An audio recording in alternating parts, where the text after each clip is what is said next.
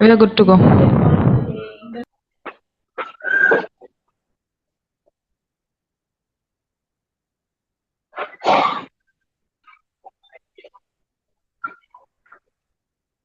So we are good to go.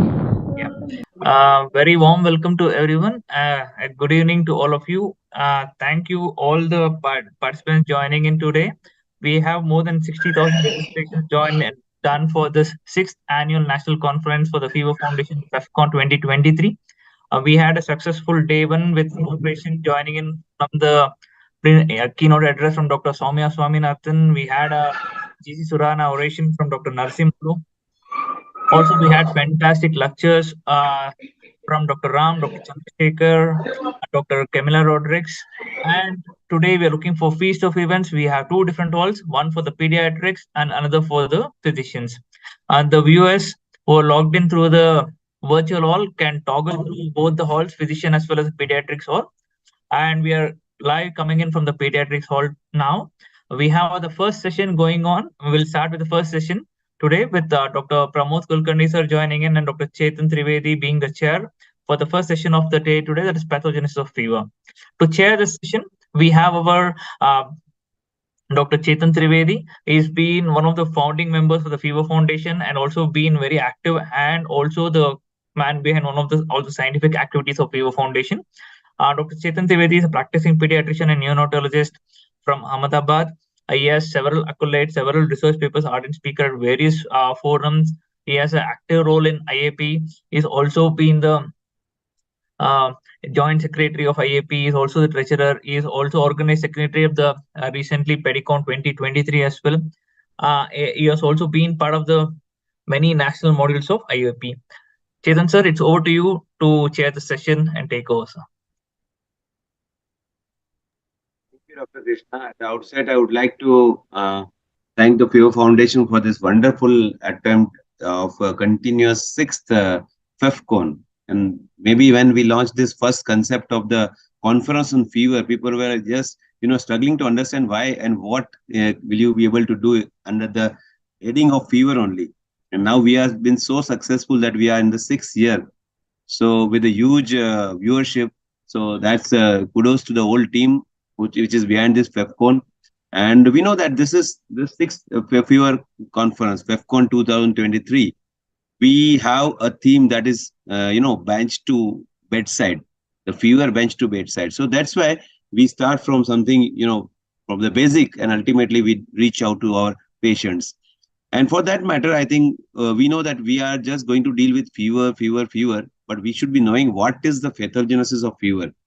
Because once we understand the pathogenesis of fever, I think then we can definitely correlate it with the clinical conditions, the diseases, and particularly management of fever. Because it's not just giving something the treatment of, we want to break that myth that fever is equal to antibiotics. So there we want to introduce the concept of, rationality. So first we will be talking about pathogenesis of fever, and for that we have a wonderful person, a nice human being, a good friend, Dr. Pramod Kulkarni.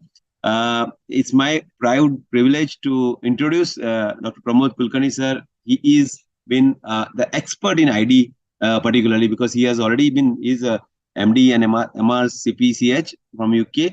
He's done the diploma in pediatric infectious disease from Oxford.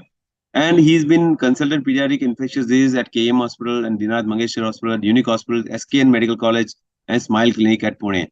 And we all know that his area of interest is pediatric infectious disease, clinical practice, even general pediatrics. He's been talking a lot about the general pediatrics and infectious disease. So it's a treat to listen to him. He's been associated with the infectious disease chapter of IAP. He's been consistently and continuously for 3rd year been elected as a Central IAP Executive Board member 22 to 24. So congratulations to you, Dr. Pramod, sir. He's been on the board of IAP Infectious Disease chapter from 2009, again in 2021. He has been contributor to many books, many chapters in the many books, and also he has designed few good modules also. He has wonderfully been designed last module, I think good practices module, which is going very nicely all across the country as a IAP presidential action plan. So it's really going to be a really treat to listen to Dr. Pramod sir on pathogenesis of fever. Welcome, Dr. Pramod. Thank you so much, Dr. Chetan, for all those good words about me. Good evening, everybody, and welcome all the attendees, delegates of this PEPCon. And it's really a privilege to be here. And thanks to the organizers for inviting me to deliver about the pathogenesis of fever.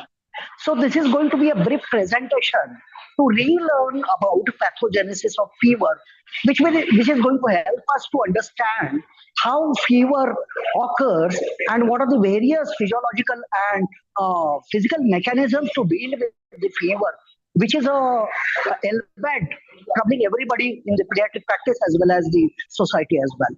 So let's start with the presentation, please. Next one, please.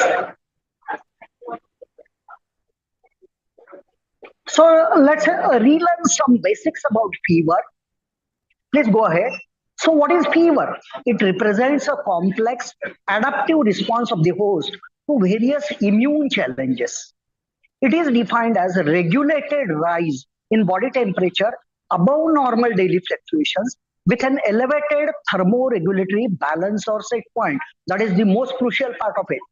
It is also accompanied by various sickness behaviors, changes in metabolic and physiological and immune responses of the body, attributable to its multi-systemic effects through highly coordinated endocrine, neurological, immunological, and behavioral mechanisms.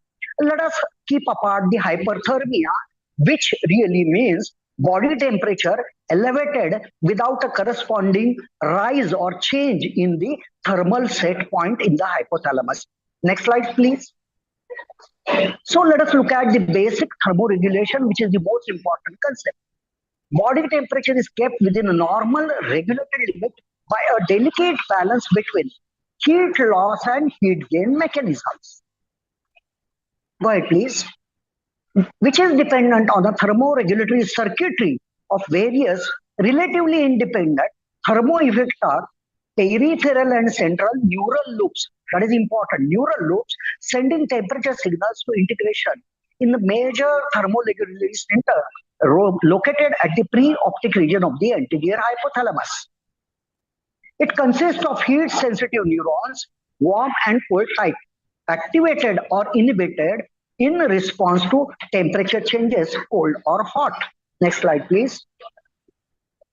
So look at the hypothalamus, the central thermoreceptors and peripheral thermoreceptor sending the inputs to the hypothalamus. And how does it? It integrates all the inputs from the peripheral and central thermoreceptors and takes a decision and makes changes depending on the inputs, whether it is hot or cold input in temperature reduction mechanism and temperature generation mechanism. That's a basic balance between these two mechanisms.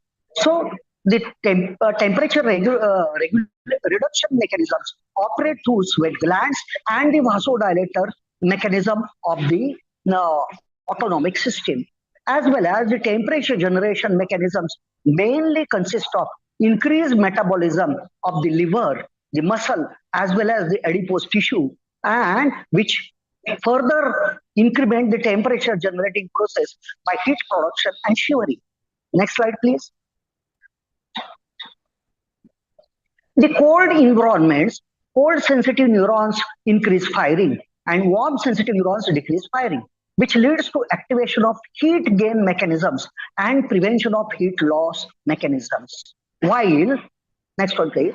So it occurs through skin vasoconstriction, piloerection, decreased sweating, increased muscle contraction, non-shivering thermogenesis, seeking warm clothing or environment behavior. While exposure to heat, it leads to warm sensitive neuron increase firing and cold sensitive neurons decrease firing, leads to activation of heat loss mechanism and inhibition of heat generating mechanisms through various physiological processes. Next slide, please. And this is the difference. Hot, there occurs vasodilatation. In response to hot, vasodilatation occurs, sweating occurs, pylorelaxation occurs, and the other mechanisms which facilitate the heat dissipation mechanism. When exposure to cold, vasoconstriction of the vessels occurs, shivering occurs, piloerection occurs, and curling the posture to decrease the surface area and to conserve the heat occurs. Next slide, please. And let us look at the basic systems of this.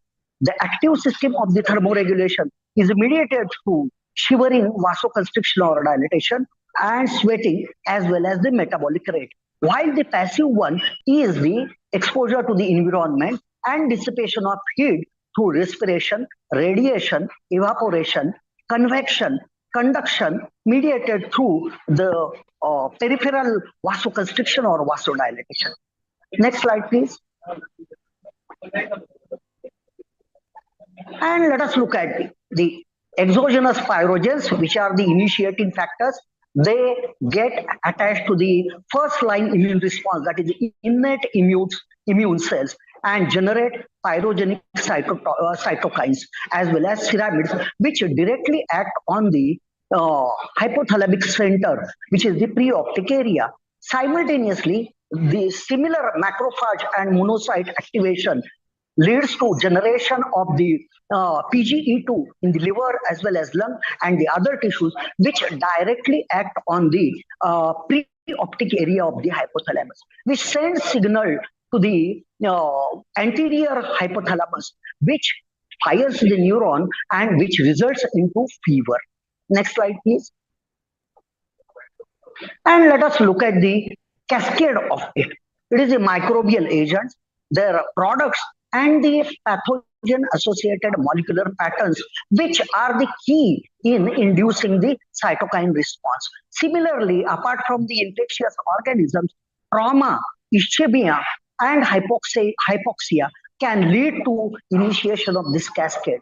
The TLR of the innate immune cell, macrophages, endothelial cells, and reticular endothelial system get activated.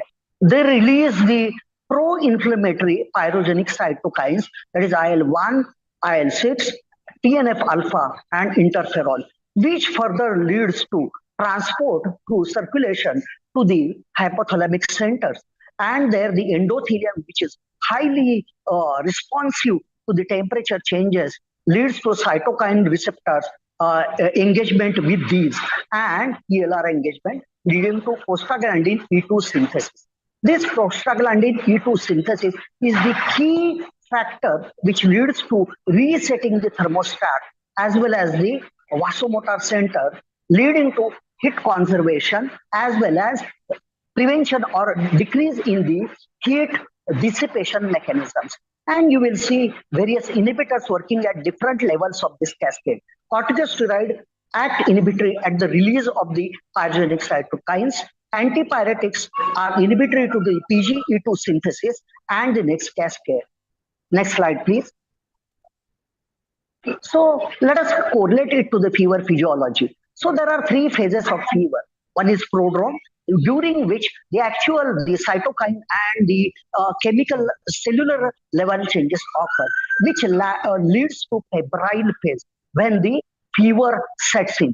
Body temperature is below set point and the body processes which increase the heat conservation and decrease heat dissipation lead to chills. And thereafter, at one point, when there is a balance between the set point as well as the body temperature, then the defervescence process starts.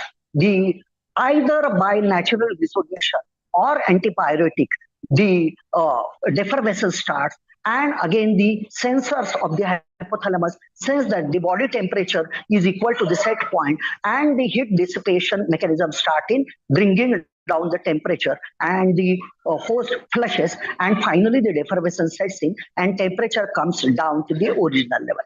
Next slide, please. Pyrogens are the key febrile response inducers and mediators. Most of them are endogenous pyrogens, which are most important.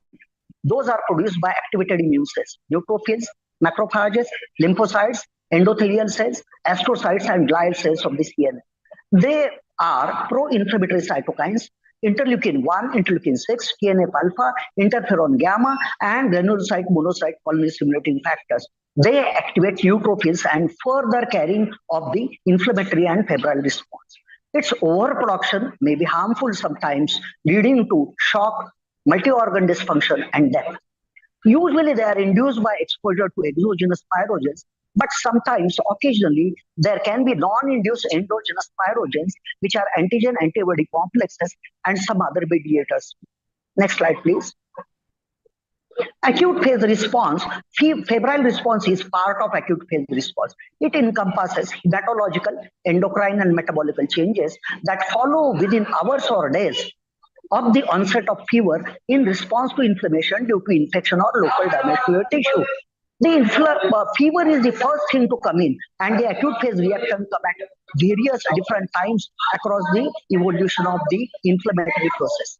They are induced by several cytokines, mainly IL-6, which are beneficial to the host. Various acute phase proteins, notably CRP, serum amyloid A, are synthesized by hepatocytes and released into circulation in large amount. Next slide, please. CRP plays a role in complement activation, opsonization, and increasing platelet aggregation. CRP levels can be normal in febrile viral infection and high in disease without fever as well, like in tumors, ischemia, and trauma as well.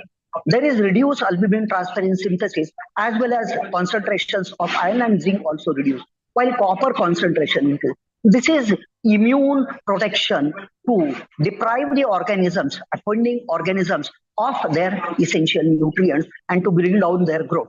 Next slide, please. Microbial pyrogens. Let us look at various microbial pyrogens. Gram-positive bacteria, essentially the cell wall peptidoglycan is the chief pyrogen. Gram-positive cocci, like in scarlet or TSS, exotoxins stimulate macrophages monocyte to release IL-1. Gram-positive bacilli, the exotoxins are less fever-inducing. So these illnesses are not marked by very high fever. Pneumococci usually exhibit their febrile response to immunologic process. Spirochetes attach to mononuclear cells to induce IL-1 production.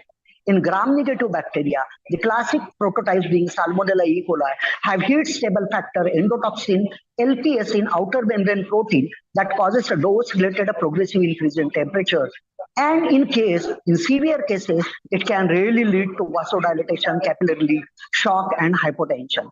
Septicemia caused by gram-negative endotoxin need not elicit fever where there is an immune compromise or the host is immune compromised, where the ability to generate pro-inflammatory mediators is compromised. Next slide, please. Next slide, please. Microbial pyrogens, again, viruses, direct invasion of macrophages, immunological reaction to viral components involving antibody formation, induction of interferon and necrosis of cells by virus. In fungi, live or killed fungal products induce fever, mainly in bloodstream or invasive infection, not the superficial localized infection. Children with neoplastic disease are especially at the risk of the fungal infections with less febrile response. Next slide, please. Non-microbial pyrogens, there are many. As in case we see non-infectious conditions, blood transfusion reactions and immunohemolytic anemia, type 2 hypersensitivity and phagocytosis cause fever. Type 3 hypersensitivity plays a major role in antigen-antibody complex formation, and exogenous antigen may react with circulating sensitized antibodies to form a complex which induces IL-1 production, as in case of SLE and many drug fevers, classically in case of penicillin-induced fever. Other non-microbial pyrogens are also there. Some hormones, drugs, intracranial lesions like bleed as well as thrombosis. There are some odd steroids in adrenogenital syndrome can induce fever. Next slide, please. So what are the determinants of the final outcome of this febrile response? The initiation, manifestation, regulation, height and duration of the febrile response depends on the balance in the interactions of pyrogens and antipyretic chemical substances. Those are cryogens, various exogenous and endogenous substances. While pyrogens directly or indirectly lead to fever, cryogens prevent excessive temperature elevation. That is classically anti-inflammatory cytokine IL-1, receptor antagonist, IL-4 and IL-10. Those promote healing and reduce inflammation. The source, site, quantity, potency, type of pyrogen, and cryogens, that is, etiology and host status, are critical in clinical manifestations of febrile response as part of inflammatory response. Next slide, please. Is fever good or bad? Fever may provide protection by several mechanisms. It is offered as the evolutionary protective mechanism against the microbial invasion of human host. Elevated host temperature inhibits microbial reproduction, increases antimicrobial activity of many classes of antibiotics, may increase in innate immunity and microbial destruction. That is the chief protective mechanism. But fever more than 40 degrees centigrade, a further mortality increase has been noted, suggesting deleterious effect of hyperthermia on organs and cellular function, which outweighs any benefit of fever. Non-pyrogenic fever is not of any perceived teleological benefit. In ICU, rising trend towards increasing fever is always associated with worse outcome. Next slide, please.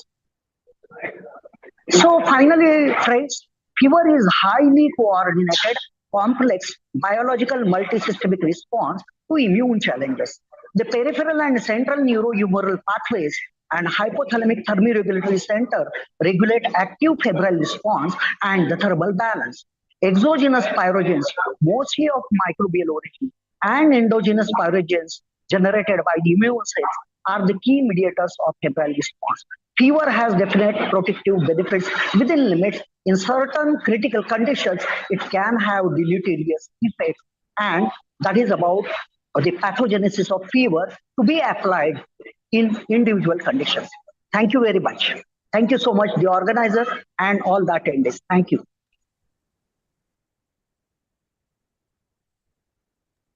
Thank you, Dr. Pramod, sir. That was an excellent presentation about pathogenesis of fever.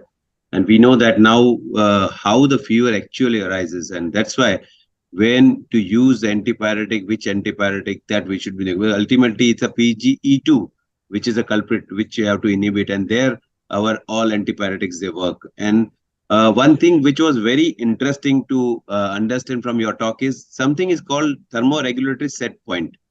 Because what happens that whenever the body is having certain thermoregulatory set point, which has been set by the body, that means if the thermoregulatory set point is 102, then body has to do the changes in their own so that the body rises the body temperature to 102. So if you try to decrease that set point, then again, the reverse mechanism will occur and temperature will go down. That's a flushing, and that is very nicely been explored. And that's why we know that whenever there is a hyperpyrexia or heat stroke we are seeing, whenever there is external heat which is coming up, so there is no set temperature has been changed. So even if you give something like antipyretic, it's not working. So it's then external cooling is important. So that's the importance of understanding that pathogenesis of fever. That's fever, this thermoregulatory set point. It is very important. So excellent presentation, Dr. Kulkarni. And if there are any questions, we'll be taking. Otherwise, we can move to next. Thank you. Chetan sir, there is a question coming in from on the platform. This is a question from a PG student from Ajmer. Yeah. The student is asking regarding the same thermoregulatory set point. Sir, are there any drugs or should we wait till 102 degrees then we start the antipyretics, or how is it, sir? That's a question from a Ajmer PG student. Number one, there are two determinants of this question. Is the child the exceptional case of critical child or with major organ dysfunction or failure? In which case, the little tip off because of the fever, metabolic cost, which is extra due to fever, is going to be deleterious. Apart from that exceptional case, fever degree or rise has nothing to do with the outcome of fever. It solely depends on the underlying cause. And degree of fever really has nothing to do with the outcome of normal or routine garden type febrile patient. Yeah. At the same time, when the temperature is 102, that means you need to decrease that. Even if the child is not comfortable, if you want to make the child comfortable, if you want to reduce the temperature degree, then you give antipyretic. That will decrease your set point, and that's why the temperature will come down. Child will become comfortable. Whatever antipyretic we give, we should be knowing that it will decrease the temperature maybe in the tunes of 1 to 2 degrees centigrade, not more than that. So never expect it to be 98.4 once you give the antipyretics. So that's not been targeted. It is just to make the child comfortable. That's the only concept. Yes, Dr. Jagdish Sinappa, sir. Thank you, Dr. Pramod, for that wonderful lecture, really revealing about many of the pathogenetic mechanisms in fever. I have only one question for you, and that is, see, for the same infectious disease or the same infection, different children manifested different degrees of elevation of temperature and for different durations of time with the same infection. Now, why does this happen? Is this because they are producing a different level of the IL-6 and other pyrogens, or are there any genetic differences in the hypothalamic response to the pyrogens? Thank you very much for that great question, sir. And the answer is both ways. There are two determinants of it. So again, about with the same stimulus, responsiveness of individual totally depends on constitution and training, or let us say exposure of the immune system of that individual. And both are determined, as you rightly said. There are genetic variations in the responsiveness, as well as there are variations in the anatomical or structural responsiveness to the same degree of stimulus. And this is the area of exploration the current updates are going about. And we are not with any final answer now, but as you rightly said, you expect different kind of response from individual, and it's not a patternized, predictable, high degree response in every time. Thank you. Thank you.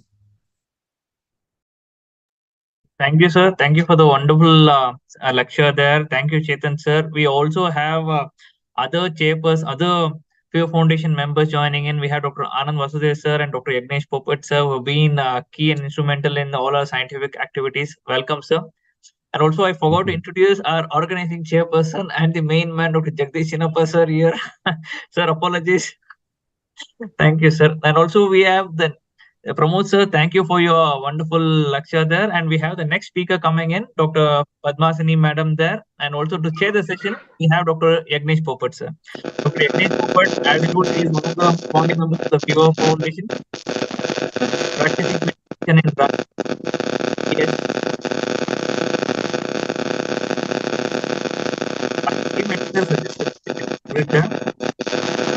Yeah, he has been the chairperson, IAP ID chapter, national vice president of IAP, also national executive board member. He's been the Fine, president. Krishna, there is no need for further introduction. Yes, It's the privilege of the speaker at present. So, yes, sir. Thank you, sir. Thank you. It's over to you, sir. Yeah. So, good evening, one and all respected seniors in the crowd, Dr. Chinnappa sir, Dr. Sukumaran sir, Dr. Anand Vasudevan, Dr. Chetan, Dr. Pramod Kulkarni, and Dr. Padmasani. Dr. Ravi Shankara, please. We move on to the next session without wasting much of the time. And to enlighten us on the next session is on the viral URTI. Friends, URTI plays a major role in the infection, especially in the early childhood, maybe 3 to 4 episodes a year. And majority of them are the viral origin. So this is the day-to-day affair for all of us. And to enlighten us on that particular subject, we have Dr. Padmasani Venkat Raman. She is a professor of pediatrics, Sri Ramchandran Institute of Higher Education, Chennai, and her special interest is in the infectious disease and nutrition. She is a coordinator for a fellowship program, which is run by the Pediatric Infectious Disease of Indian Academy of Pediatrics. And she is, to her credit, many publications in the books, book chapters, national and international articles. So I invite Dr. Padmasani to deliver her talk on the subject viral URTI. Welcome, madam. Thank you so much, sir, for the kind words of introduction. And I thank the organizers for giving me this opportunity. May I request the team to share the first slide? Dr. Popat has already highlighted the importance of viral respiratory infections in pediatrics. So in my presentation, I'll be talking about common cold and influenza, the disease burden of these two conditions, etiology, clinical features, Most importantly, the differential diagnosis, what is not a viral upper respiratory infection, and then the management of both the conditions along with prevention. Dr. KK, I think you're sharing the older version of my slides. Do you think you can go on to the newer version? Just a second. Shruti?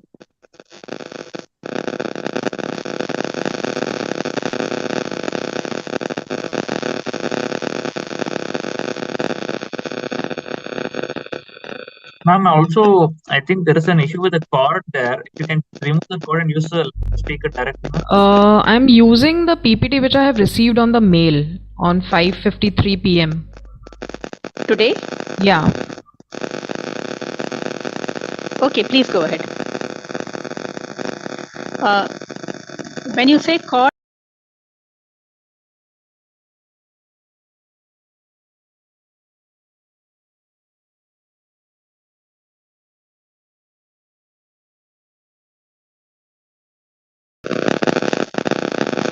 okay, please go on to the next slide. Ma'am, if possible, can you remove your earphones if you're using any? That would be better because there is a lot of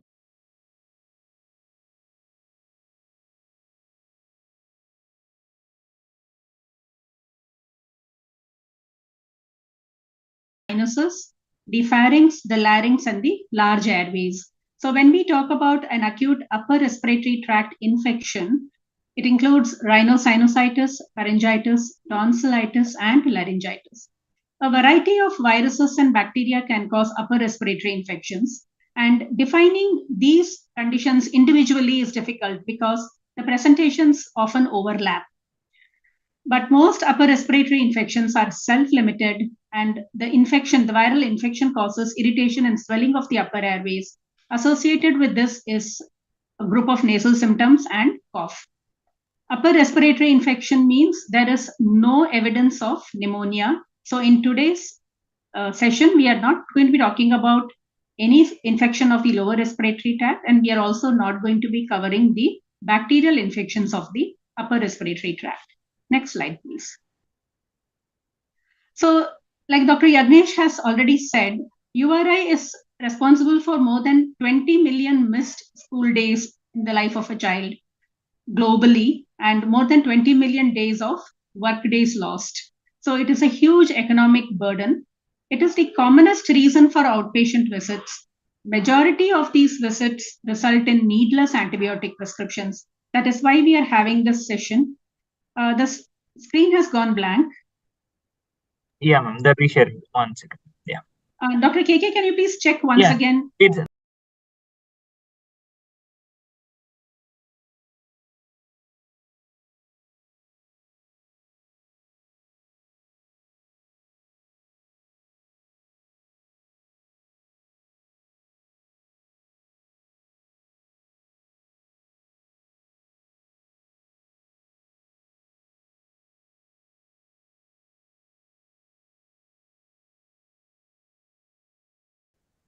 Next slide, please.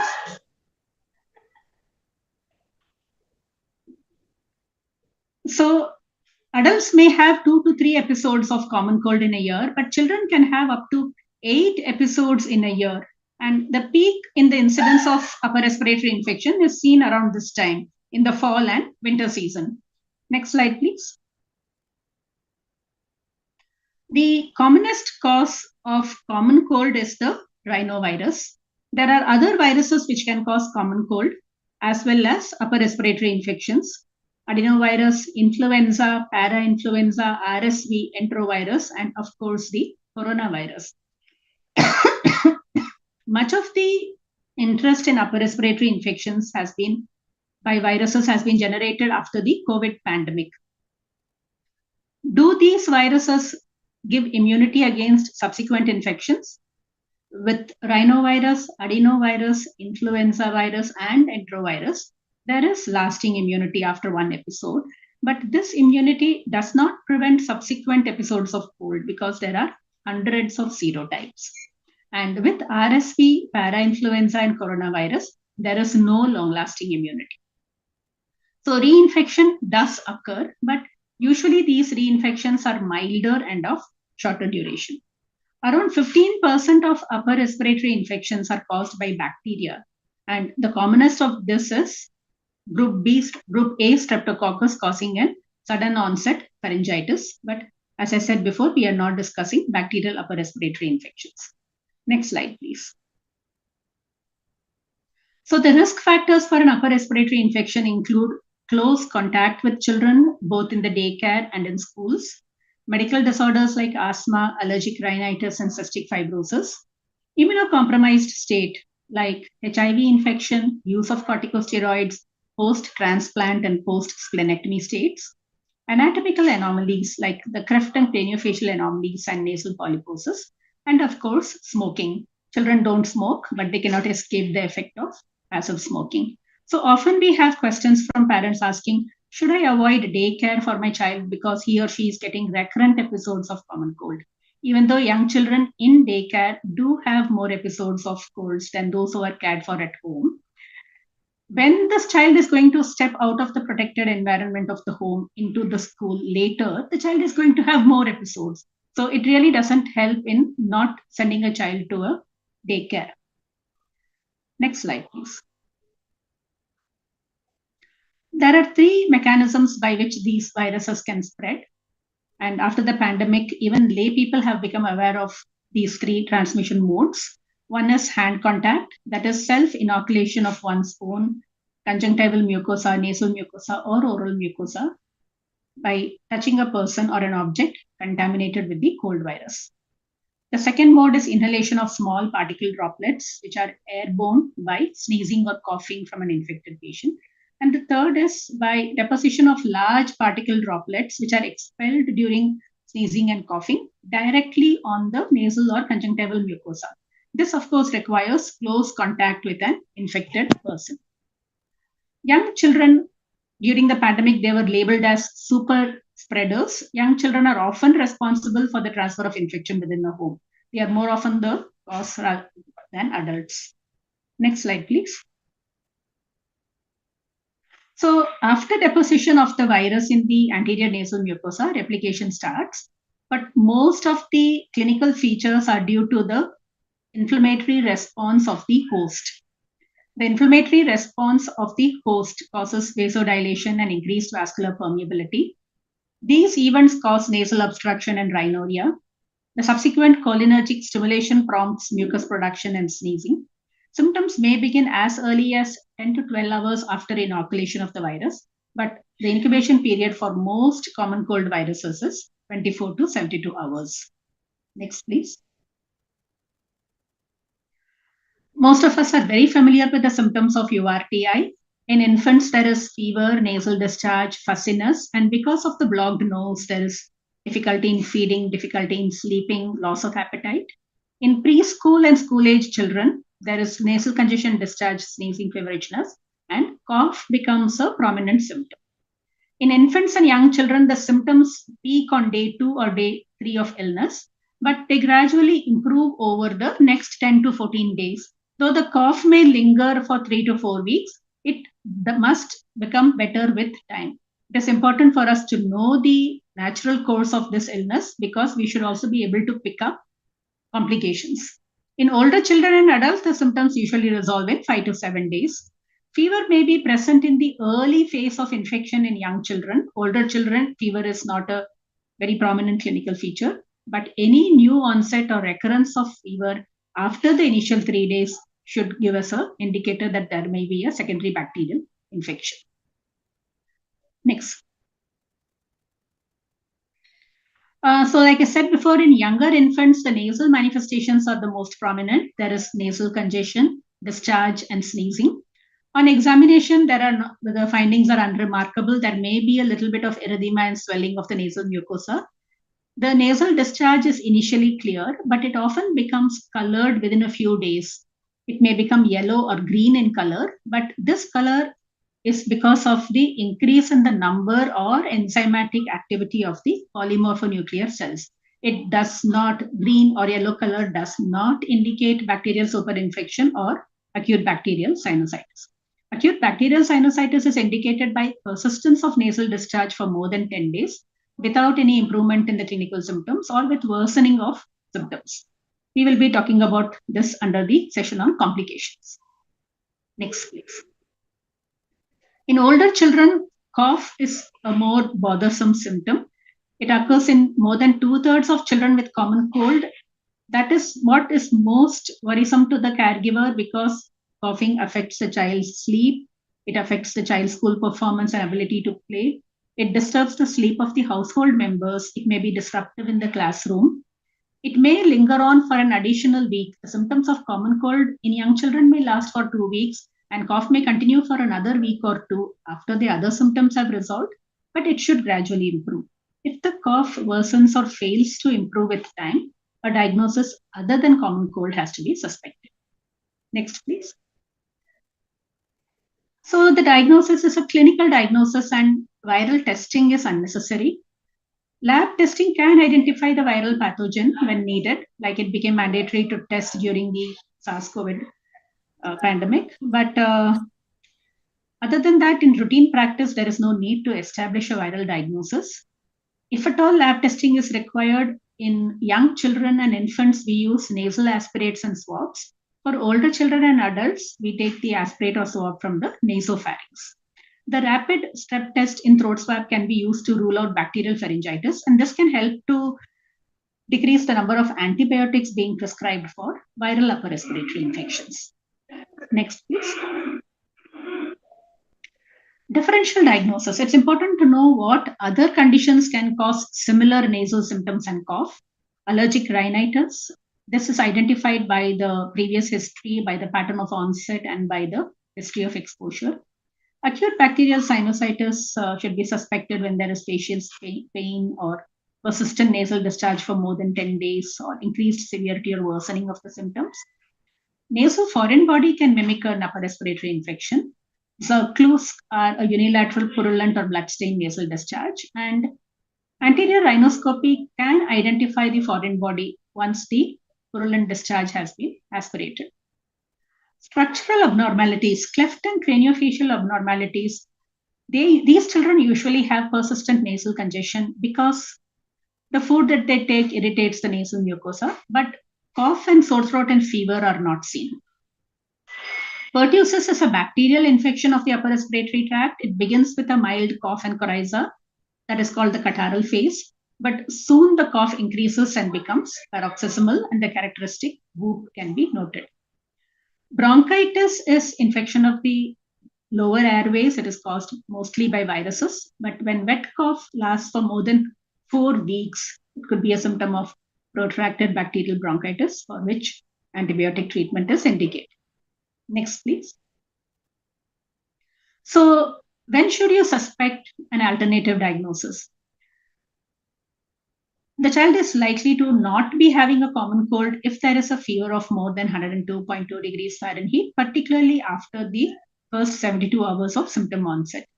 Most children with viral upper respiratory infections are quite well looking in spite of the nose block. So any ill appearance should be a red flag. Absence of nasal symptoms is again an indicator of a diagnosis other than common cold. Wheezing and focal findings on lung examination indicate a lower respiratory involvement. Hemoptysis, a child who is underweight, has finger clubbing, has an overinflated chest, a chest deformity. All these are features of a chronic respiratory disorder. Next, please.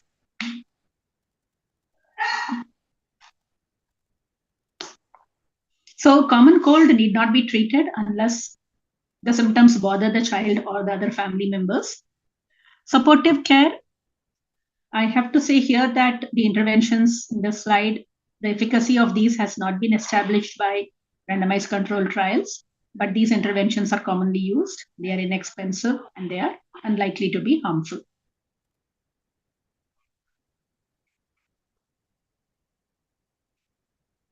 The first line interventions are nasal suction, nasal saline drops, nasal sprays or irrigation, adequate hydration.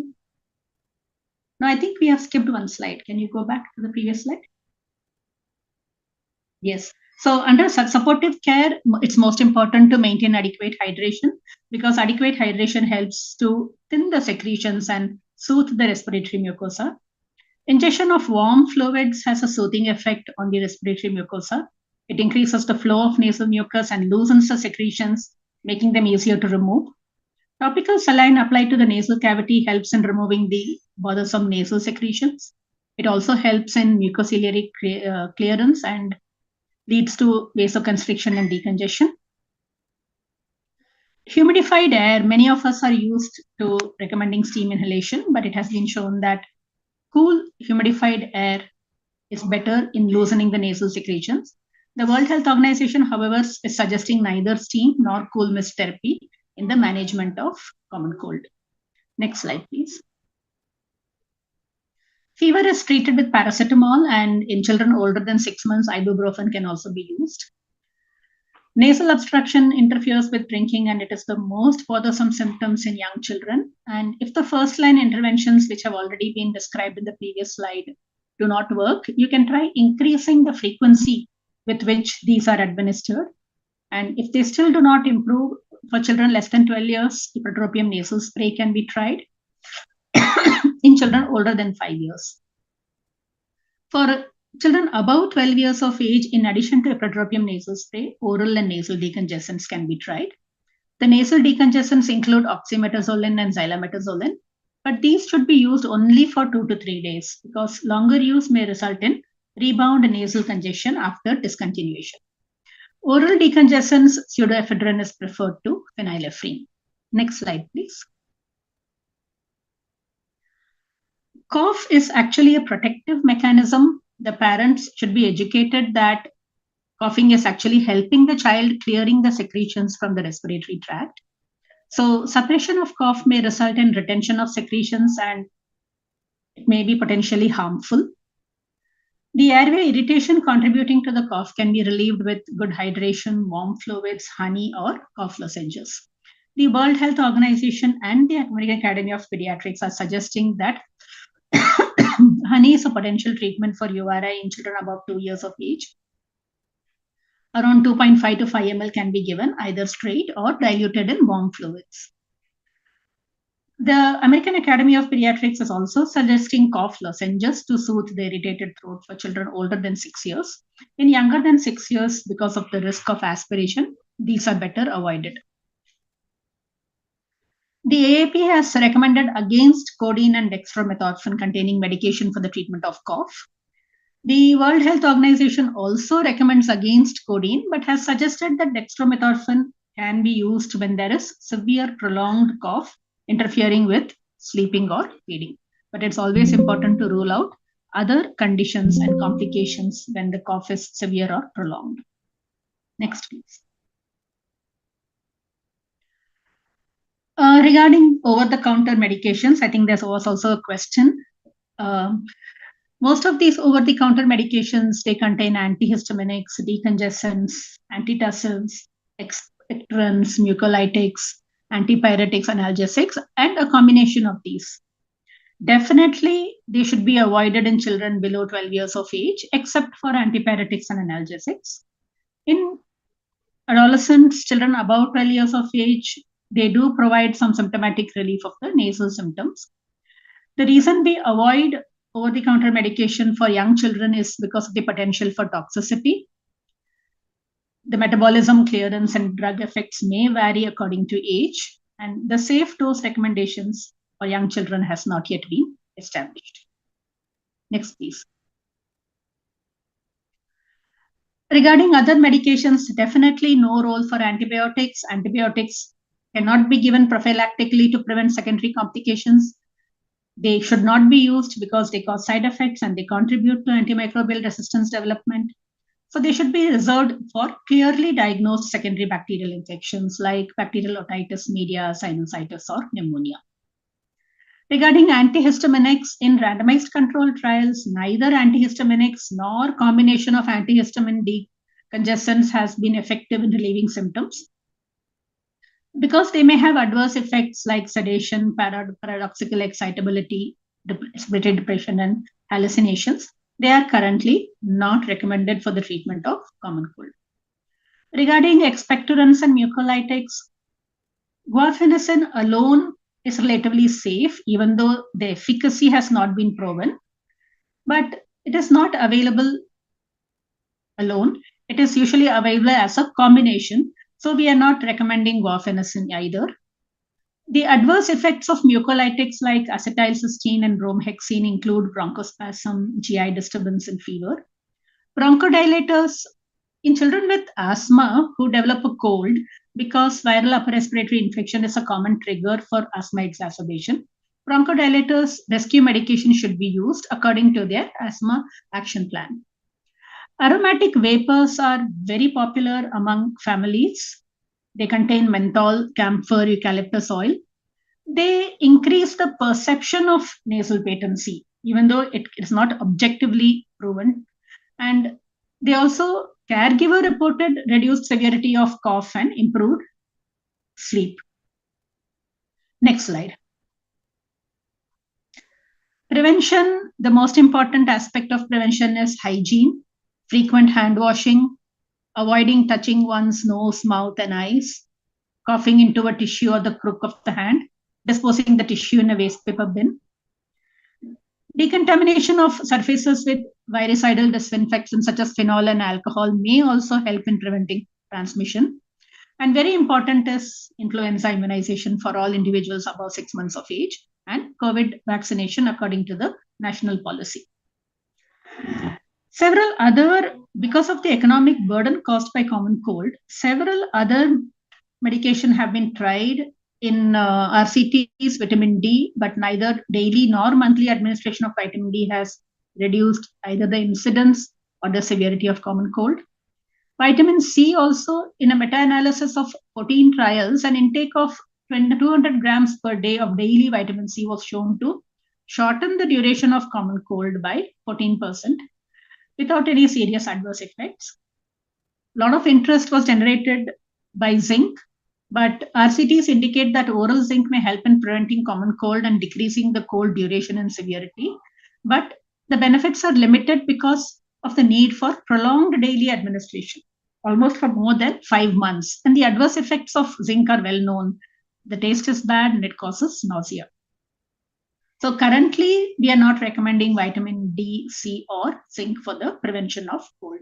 The focus is on hygiene and immunization. Next, please. The complications of common cold, because common cold is so common, we also have to be aware of the complications which can occur after common cold. Acute otitis media in the 1/3 to half of children of colds in young children, there is inflammation of the tympanic membrane and fluid in the middle ear. But bacterial or suppurative otitis media occurs in 15 to 19% of colds in children. And the risk is maximum in children between 6 months to 1 year of age. The presence of a suppurative otitis media is indicated by a new onset of fever and earache. Asthma exacerbations occur in susceptible children, and at least 50% of exacerbations in children is triggered by a viral upper respiratory infection. Sinusitis occurs in 6 to 13% of viral URIs in children. The presence of a bacterial sinusitis is indicated by persistent nasal symptoms without improvement for more than 10 days, by severe symptoms with high fever, ill-appearing child, purulent nasal discharge, and worsening of symptoms. Lower respiratory tract infections like bacterial pneumonia are indicated by new onset fever and increasing cough. And the complications related to SARS-CoV-2 are well known, multisystem inflammatory syndrome in children. Next, please. Influenza can affect the upper respiratory tract or the lower respiratory tract. The presentation of influenza varies with age and previous infection. Generally, it is a self-limited infection in healthy children, but it can be associated with severe morbidity and mortality. Most influenzas are caused by the type A or the type B influenza virus, but in young children, type C is also a cause. The influenza A virus is classified into subtypes according to the surface antigens hemagglutinin and neuraminidase. We have H1N1, H3N2, depending upon which of these antigens are present in the virus. So influenza occurs as distinct outbreaks every year, mainly in winter, but the specific timing and duration of the flu season varies from country to country and from year to year. The epidemiological pattern reflects the changes in the hemagglutinin and neuraminidase surface antigen. This is also referred to as antigenic shifts and antigenic drifts. Next, please. Next, please. So the attack rate varies between 10 to 40% in a typical flu season, but all these attacks are not symptomatic. Symptomatic influenza in children below 18 years approximately occurs in 9% of the population. The hospitalization rate is highest for infants less than 6 months of age. And among those hospitalized, around 20% need ICU care and 5% need ventilation. And the mortality is 0.5% among the hospitalized children. The factors that are associated with increased mortality include underlying medical conditions such as congenital heart diseases, chronic respiratory conditions. In children below 5 years of age, particularly those below 2 years and among those below 6 months of age, bacterial co-infection and increased circulation of H3N2 strain. Next, please. The classical clinical features are an abrupt onset of fever with headache and malaise, with upper respiratory symptoms, cough, coryza, and rhinitis. But these classical features may be absent in young children, particularly because they may not be able to vocalize their upper respiratory symptoms. These children may present with just high fever without a focus. They may present as febrile seizures, and the respiratory findings are less prominent. GI findings are more prominent: nausea, vomiting, diarrhea, and poor appetite. These children may also have conjunctival erythema, nasal injection, nasal edema, eye discharge, cervical lymphadenopathy, and parotitis. The spectrum of clinical findings and the severity vary depending upon the type or subtype of influenza. Symptoms are definitely less severe in children who develop the infection after getting the vaccine. Next. Next, please.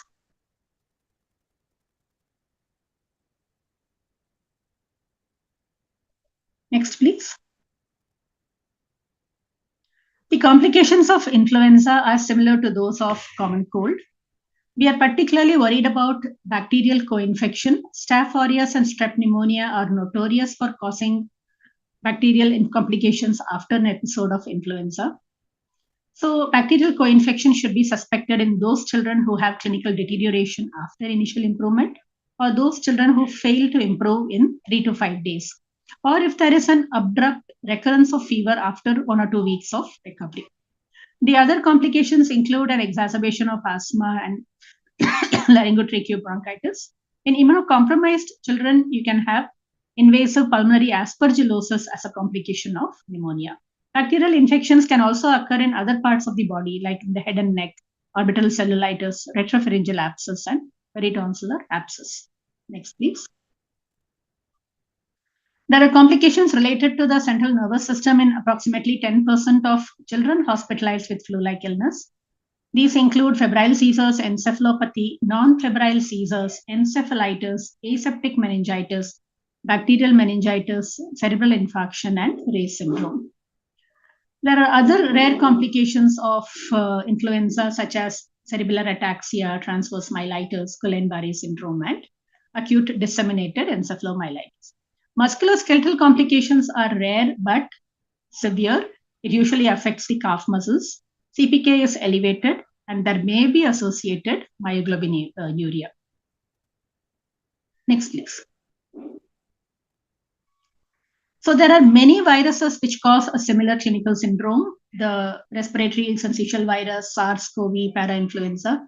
It is not possible to clinically differentiate between influenza and the other respiratory viruses. So this clinical syndrome is called influenza-like illness. Laboratory confirmation is not necessary for initiation of antiviral therapy, and the supportive care does not differ. Laboratory confirmation is done by detection of the viral protein or the viral.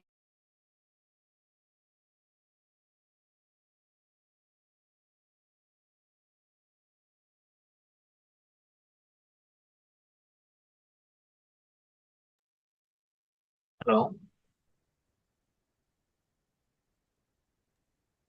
It seems you must have lost the Yeah, connection. lost.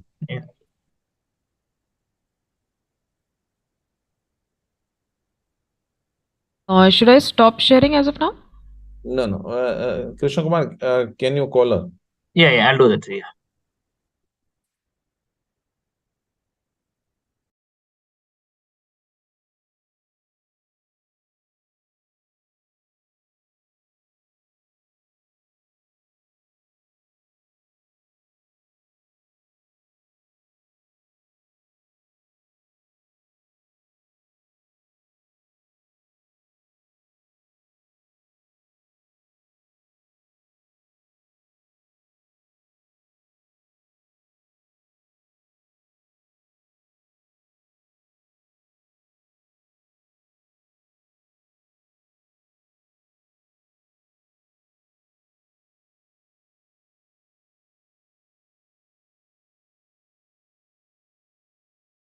Sorry, my connection broke. I have just 2 more slides, I think. Yeah. Next, Sure, please. Yeah. So the Indian Academy of Pediatrics has given very clear guidelines on the management of influenza. Category A refers to those who have mild fever with cough and sore throat. These children require only symptomatic treatment with fluids and paracetamol. They should be asked to confine themselves to their homes and not mix with public or with high-risk members of the family. There is no need for antiviral drugs or retest or viral testing. They should be reassessed with close monitoring, and the caregiver should be educated to watch out for red flags. Next slide. Category B is those who have these symptoms and in addition high-grade fever and sore throat, and those children who have a pre-existing chronic illness.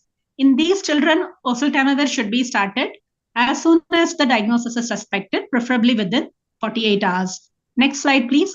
Category C refers to children who, in addition to these symptoms, have breathlessness, chest pain, drowsiness, hypotension, blood in the sputum, or any other manifestation of severe disease. These children require immediate hospitalization, treatment, and should also be tested. Next slide, please.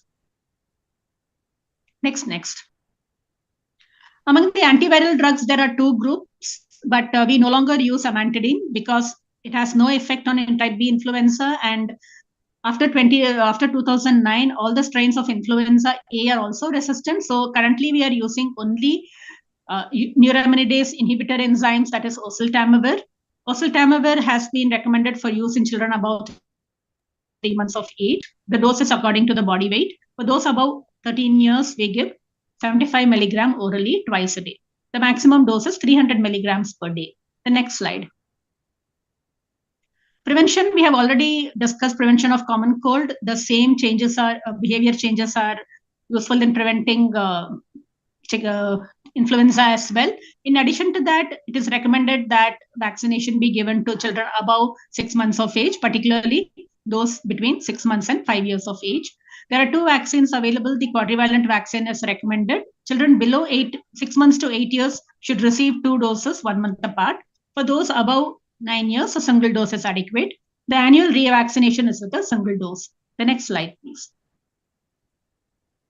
Chemoprophylaxis is not routinely recommended because it is it is useful in reducing the symptomatic influenza among contacts, but there are other ways, there are other alternatives such as immunization of susceptible children, their household contacts, and their caregivers, and early treatment of exposed individuals, and behavioral interventions to limit the spread of influenza.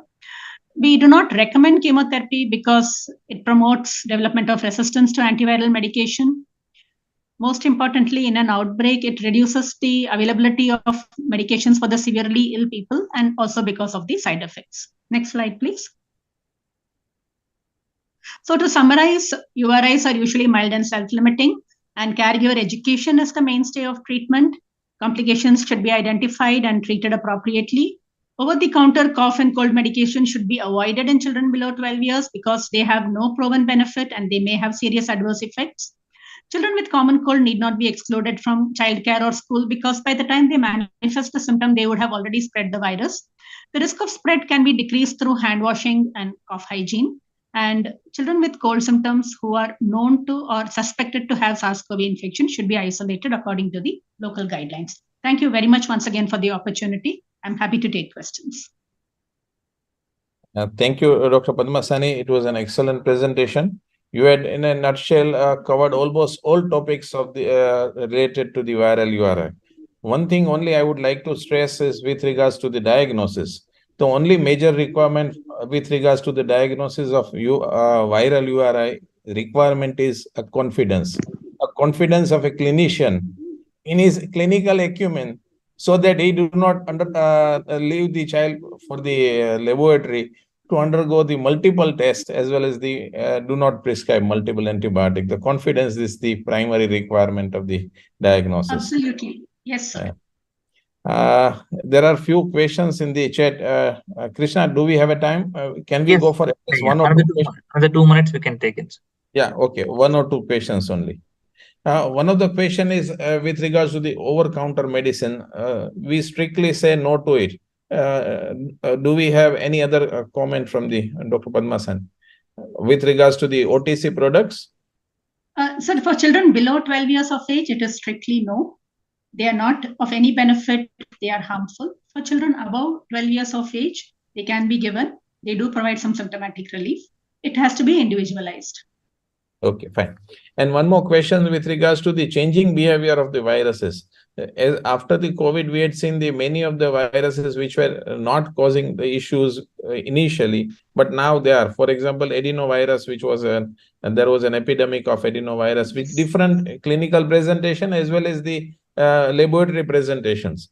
So, do we have your comments on that? Yes, sir. It is a pattern that we have all seen. It could be that we are more vigilant now.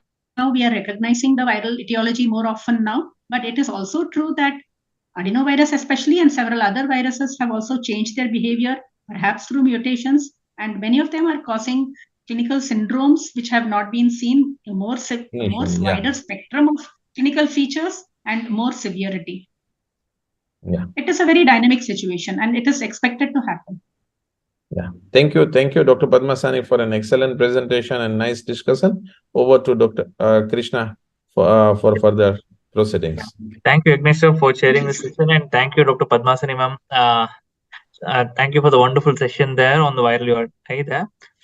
Moving on to the next session, we have Dr. Sukumaran sir joining in today. So Dr. Sukumaran will be the chair for our next session, and Dr. Ravishankar Marpalli is the speaker.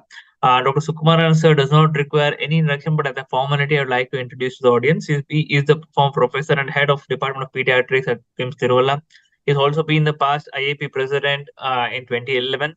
He's also one of the core member of the Fever Foundation, who has been instrumental in activities, especially the quiz and the poster activities for the PG students. Thank you very much thank you for all your support, and thanks for all your support. That's why we are here at the 6th Annual National Conference of FCON. And it's over to you to take over the session. Also, at the same time, I also would like to welcome Dr. Rashna ma'am joining in. She is also the member of the Fever Foundation. Thank you, ma'am. Thank you for joining in. Sukumaran sir, it's yours. Thank you. Okay, Krishnamar, am I audible? Yes, sir. Yes, okay. Sir. Okay. Good evening, everybody. Beloved friends, it gives me great pleasure and privilege to be here with you to participate in this CME program, FCON, organized by Microlabs. And I should congratulate the Microlab, all the organizers for organizing such a wonderful CME program. And this talk is on a very common problem, that is viral exanthem. I am very happy to chair this session because Dr. Ravishankar is a very close friend of mine, a very close associate of mine. I am very happy to chair this session, and he will be talking mainly on viral exanthem. We see a lot of viral exanthems starting from exanthematous fevers 1 to 6 are there, and a lot of other viruses are there. And now we are facing an outbreak of measles. Even in Kerala, we see measles in early infancy. 1 month, 2 months children presenting with measles, and also a lot of children are coming with hand, foot, mouth disease. Even though hand, foot, mouth disease is a minor illness, sometimes it can produce ARDS, pneumonia, encephalomyelitis, and Guillain-Barré syndrome, etc. So it is not a simple disease, and it is our duty to protect our children from measles by giving early MMR vaccine. With this words, I like to invite Dr. Ravi Shankara, who is a senior consultant and HOD of Pediatrics SS Marsh Hospital, Bangalore. He was the president of IAP BPS 2020. He is the president of IAP ID Karnataka chapter 2021 and vice president of IAP Neurology. And also he is the EB member of IAP Neurology chapter, and he was the election commissioner of Indian Academy of Pediatrics from South Zone. With these words, I have great pleasure to introduce Dr. Ravi Shankara, and I invite Dr. Ravi Shankar to start his talk on common exanthems virus. Dr. Ravi Shankar, please. Thank you, Sukumaran. I missed one sentence in your slide. That is, you are the Bhishma of IAP Kerala, and innumerable contribution to the central IAP. Thank you, sir. And at the outset, let me thanks the Fever Foundation, led by Dr. Jagdish Chinnappa and others, for giving me this opportunity to speak on the fever with rash. At the beginning, let me confess, it is a huge topic. So whatever the things I saw in my clinics in last few years, that I have shared it, and as it is taken with the mobile, some photos may not be there. That's the reason I had downloaded few things from the website where it is allowed to share the things. So that is the confession I'm doing at the onset itself. So fever with rash, it is a very interesting thing. We can hours together, we can speak on that one. So let me start with a case. This Rukmini, age 14 years, admitted with history of fever, burning micturition, chills and dry gulp, loss of appetite 3 days. Urine routine showed plenty of pus cells, bacteria seen, RBCs numerous, culture grown Klebsiella pneumoniae, and resistance to all except amikacin and Septron. Started on IV amikacin. This is the second episode she had it, and referred to us at the second episode. And something I felt something fishy about this case. Why within a few weeks she's getting that one, and some weakness and other things were there in that one. So what made me to have some more doubt is this rash, of course, not come out well. If you're able to see that one, there is something. So on the second day after the admission, I saw it first day, but I didn't give a much concern about it. Second day, it was still more apparent. So I asked the mother what exactly it is. She told her it is there since last 3 years, comes and goes. When she's exposed to the sunlight, it increases. And meanwhile, she had passing plates of blood clots now and then in the urine that was there. That gave me a little clue, something I'm dealing with some other thing. So when I did an ANA screening, it came positive, Coombs test direct positive, C3 level low, and kidney biopsy revealed lupus nephritis. Now she's on treatment for SLE, and she is doing better. So this is a downloaded thing where you can see a malar rash, which is almost called as a butterfly rash. We can see the nasolabial fold, and it won't extend to the just above the nasolabial fold. It will be there. That is the way it can differentiate with dermatomyositis. There also will have a rash on the face. So this is the one. So that gave the clue to us. So that's the reason rashes are sometimes a window to us to think of something different when we are not able to do clinically some diagnosis like that one. So at the same time, rashes are also a difficult paradigm to us to do what exactly do the things. It may lead to some confusions also. Reason being, the skin manifestation may be due to the systemic manifestation, and systemic manifestation in turn lead to the skin manifestation, because skin is associated lymphoid tissue. Whatever it is part and parcel of both the innate and the acquired immunity. So it also has got the macrophages, the Langerhans cells and everything. So whenever the skin gets infected, it will react. At the same time, whatever the infection is there inside the body, to the blood vessels in the dermis, it comes there. If at all there are which can provoke the skin tissue there, it will lead to the skin manifestation. So which one will lead to the provoking of the skin cells or the macrophages which are there in the dermis and epidermis? they will lead to the rashes. Not all the things, because whenever there is a dissemination in the blood vessel, everything will go to the skin also. But all the fevers will not give rise to the rashes. Some will give to the rashes. That is because they are going to provoke the cells which are there in the skin. So skin is the body of the body defense system, and it is both an entry point and exit point. So some of the infection can enter through that one, because whenever there is a bite, insect bite, tick bite, mosquito bite, everything, it will enter through that through the skin only. And also an exit point, like for example in varicella or chicken or in monkeypox, like that one, where the vesicles which are there that contain, or in the hand foot mouth disease, it contains the vesicle which the secretions contains the viruses. It will, when you touch it, you can get the infection, or through inhalation also you get the infection. So this is one classical example of larva migrant, whereas enter through the feet, and the larva is migrating through that one and causing this beautiful picture. Looks very beautiful, but it is horrible to the patient who is suffering there. So the crust, the already told crust of the many exanthems, varicella, monkeypox, leprosy are infective and spread to the other organ. And at the same time, rheumatic fever and glomerulonephritis, post-structural glomerulonephritis, they're all due to the primary bacterial infection that is causing this infections in the body. So there are 4 ways the skin may be affected. Things. It may be a direct involvement by the infectious agent. It may be a specific reaction to an infection, or it may be a non-specific reaction to an infection. In addition, there are number of inflammatory dermatoses that can mimic skin infection. When it is a direct involvement, we know it is a direct inflammatory reaction that is occurring, or it is a specific reaction, whatever the antigen it contains, the body is reacting to that one. Or a non-specific reaction, because we have got so many hypersensitive reaction, type 1, type 2, type 3, type 4. So when something goes to the skin, it will be a non-specific reaction to infection. We cannot identify which infection is causing. That is the meaning there. So pathophysiology is that one. We know the systemic infection may be recognized by the characteristic skin lesion. That is a very, very important thing.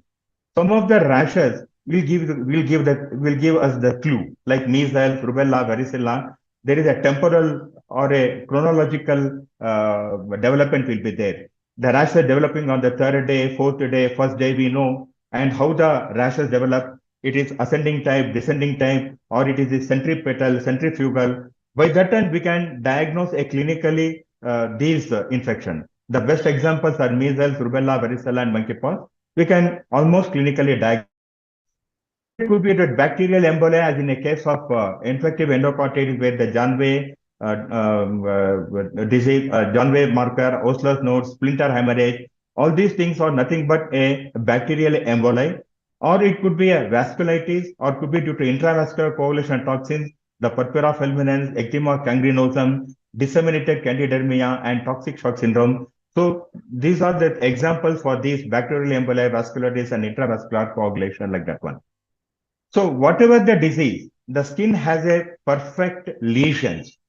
So these lesions will be there. So we have to diagnose the thing by, as I told, when it is going to develop, and what is the ascending type, descending type, centrifugal, centripetal type, we are going to diagnose the thing.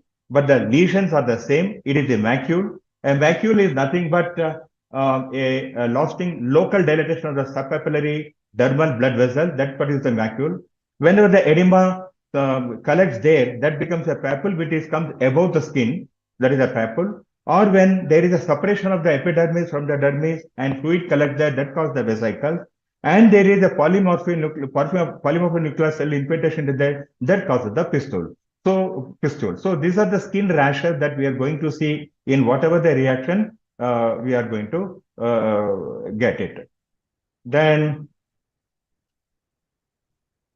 the ulcer, when whatever the sloughing occurs, that causes the ulcer, or it could be without or without scab formation, or when a hemorrhage occurs, it could be a petechial or hemorrhagic rashes. It could be there. So these are the classic skin rashes that we are going to get in any type of lesion, and we are going to identify them by the lesion type, whether macules or papules. That is called primary morphology. or lesion configuration, whether they're linear, annular, heterogeneous, that is called secondary morphology. And the texture, lichenification is there, induration is there, or umbilicated, that is the texture. And the local and distribution, which I already told, and the color of that one. So these are the way we are going to identify the rashes. And there are few signs out there which give us few clues, like diarrhea sign. Diarrhea sign is nothing but a rapid swelling of a lesion when it is stroke, as is seen in a case of urticaria pigmentosa or mastocytosis, or Nikolsky's sign when epidermal shearing that occurs with gentle lateral pressure. When you apply gentle lateral pressure, that leads to separation of that one. That is seen classically in toxic epidermal necrolysis or bullous diseases, or Aspid sign when the appearance of pinpoint bleeding after scale is removed from the plaque, that is classically seen in psoriasis, or Koebner phenomenon where with development of the lesion within areas of the trauma when you stroke there, that is called Koebner phenomenon. These are a few signs that give us some clues about the diagnosis. So now let us go into the whatever the description I gave initially. There is a direct involvement of the skin by an infectious agent during a systemic infection. Is that the skin is also involved along with the systemic infection. The best examples are varicella, hyperfembrine, monkeypox, or bacterial infection like gonococcal, TB, Lyme disease, syphilis, yaws, pinta, or fungal infection could be there. So let us discuss few diseases. Varicella, we know the chickenpox, how it comes, is a fever of 1 day and vesicular rashes develop within 24 hours. They are pleuritic and appears in successive. It is called polymorphic, but it means all type of lesions you will see. You'll see maculocyte, you'll see the papules, you'll see vesicles. So all these will be there. That's called polymorphia, and it comes in the centripetal, more in the truncal area it is common. Whereas the old and the smallpox, which you're not seeing it should come the centrifugal. So this is centripetal type. When we see these rashes developing on the first day of fever, probably you'll think of a varicella in that case. This is the neonatal varicella that commonly we are seeing nowadays, and lot of questions in the WhatsApp also. So what exactly here it is, whenever the mother develops the varicella around the time of delivery, she doesn't have any immunity at all. So she does not pass any antibodies to the baby, but she will pass the viruses to the baby. So the baby does not have any passive immunization at all. So it becomes a very serious disease, both to the mother and both to the child. So if you think an incubation period of 10 to 23 days, so any lesion occurring before the 13th day of delivery, that is a serious disease. It has to be dealt very seriously. We have to give a passive immunization like with IVIG or varicella zoster immunoglobulin, and we have to give the antiviral drug like acyclovir also we have to give it. Anything beyond 13 days or 14th day, you need not bother much. That is the impression here. And as already told by Dr. Sukumaran sir, we are also seeing measles in other areas of Karnataka, also in other parts of the India also we are seeing. So whenever you see a fever of 2 days, 3 days of fever, please look into the mouth. What you can see above the first molar, you can see this something called as Koplik spots, which is nothing but a white tip surrounded by a red area. So if you see that one, that you are dealing with a case of a measles. So be careful. So you may get infected and avoid take other preventive measures and tell to the parents baby may be developing the measles. So Koplik spots. This is nothing but a venous dilatation around the submandibular lacrimal duct. And on the fourth day of fever, you will see the erythematous, maculopapular, blanching rashes in the ascending type. So they develop just behind the ear, face, then goes to the neck and to the other parts of the thing. If you see such evolution of your rashes, then you are dealing with your measles along with the Koplik spots. Then coming the hand, foot, mouth disease, we are classically seeing since last few years. So there are two types here. There is a classical or typical or atypical. Typical means there is a Coxsackie virus, the A16 or enterovirus A17 they are causing. As the name suggests, you will develop the palm, foot and the mouth, and around the buttock you will see. When you see that one, then not much variation is there. A macular lesion later progressing to the vesicles, and surrounded by an erythematous halo, then you probably are seeing a typical case, that one. Initially, we thought hand, foot, mouth disease is benign, not much problem at all. But there are a lot of studies done, and in fact, a study done by my good friend Dr. Vikram Kumar. He has produced a paper. So, hand, foot, mouth disease produced by the enterovirus 17 is not benign. It could be, it is not harmless. It can lead to some of these complications like polio-like syndrome, aseptic meningitis, encephalitis, encephalomyelitis, so many. Neural involvement is more common, and also there could be a myocarditis. They have seen a lot of cases of these cases in Shumaga, in and around Shumaga, and also we have got a lot of papers also, that one. So that's the reason whenever the mother comes, please, whenever the parents come, please don't assure them it is very benign. As of now, it is benign, but you have to wait and watch. So there's something called as an atypical hand, foot, mouth disease that is due to the Coxsackie virus due to 6 that is causing that one. What exactly here it is, whatever the lesion, they may not be exactly at the hand, foot, mouth disease as rightly told. It could be around the joints, and the lesions will be more severe, more blister-like around the joint, around on the face, like that it could be there. And something called as, which are commonly asked in the WhatsApp, everything in the academic groups, something we have seen, something like that. It is called, it is nothing but onychomedesis. There is shedding of the nail. It comes about a few days later after the HFMD, and shedding of the nail and this white nail, horizontal lesions, white patches, you can see that one.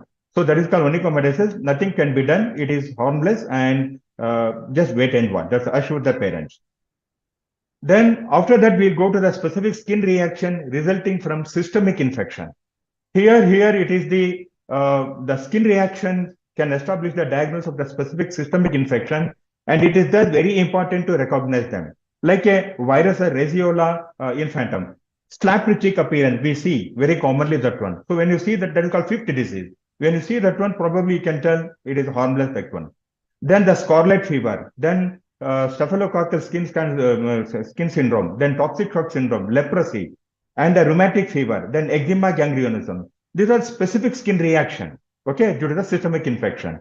So few things let us discuss. Scarlet fever, initially we thought it is not there in India, but a lot of cases has been seen by my good teacher, Dr. Bhaskar Shane, Dr. Dextinappa, and everybody like that one. So what exactly here you see the same thing like a slapped skin appearance, and the rashes which are appearing, red blotches are the first sign of the rash after the 12 to 48 hours of fever, and sandpaper like maculopapular region first appearing on the trunk and extending later to the ear, neck, elbow, and inner thighs. So, but this is the thing we have to keep it in mind. And if you see the throat, you will have the strawberry tongue, you will see, then we have to think of a scarlet fever, because this is the one which requires an antibiotic. Then coming to the staphylococcal scarlet skin syndrome. So the very irritable child fever, within 24 to 48 hours, a very tender rash develops, initially around the face, as you see here, and the flexures, that is groin, axilla, neck, with erythema and fissure. Later, large thin blisters will be there, and the characteristic flaccid blisters and bullae contain thin, sterile cloudy fluid, and frank yellow pus will be there, as you rightly can see it here. What exactly it is, you have to differentiate it from scarlet fever, toxic shock syndrome, and toxic epidermal necrolysis by one differentiating thing, that one.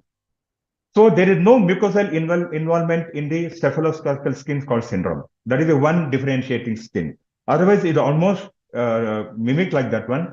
And here it requires an antibiotic, whereas in scarlet fever also requires an antibiotic. But other things, the antibiotic may be contraindicated because antibiotic itself might have caused the thing, that one.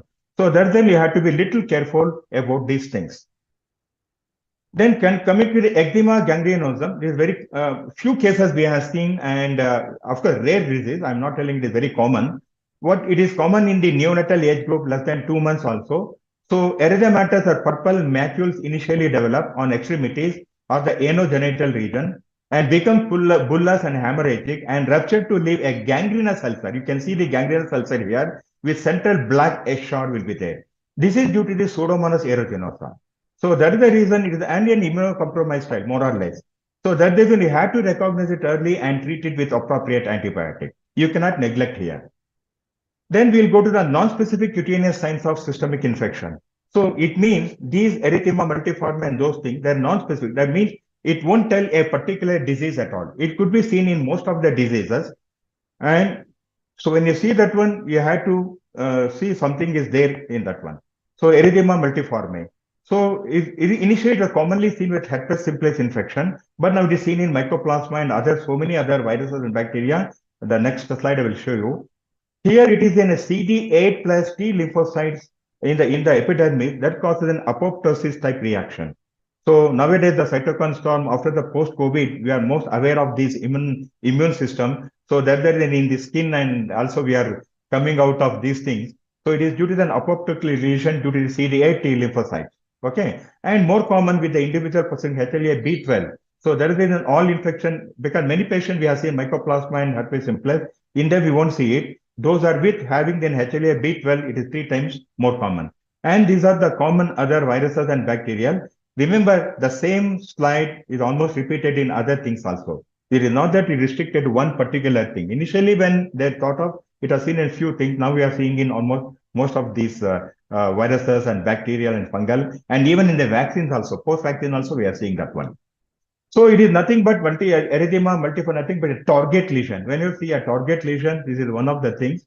And there could be a conjunctival involvement like burning eyes will be there, photophobia will be there, visual impairment, or genital lesion which are painful. And there could be urinary retention and painful micturition because genital urinary tract involvement and shortness of breath also will be there. So this is the one that we have to keep in mind when these are the other symptoms will be there.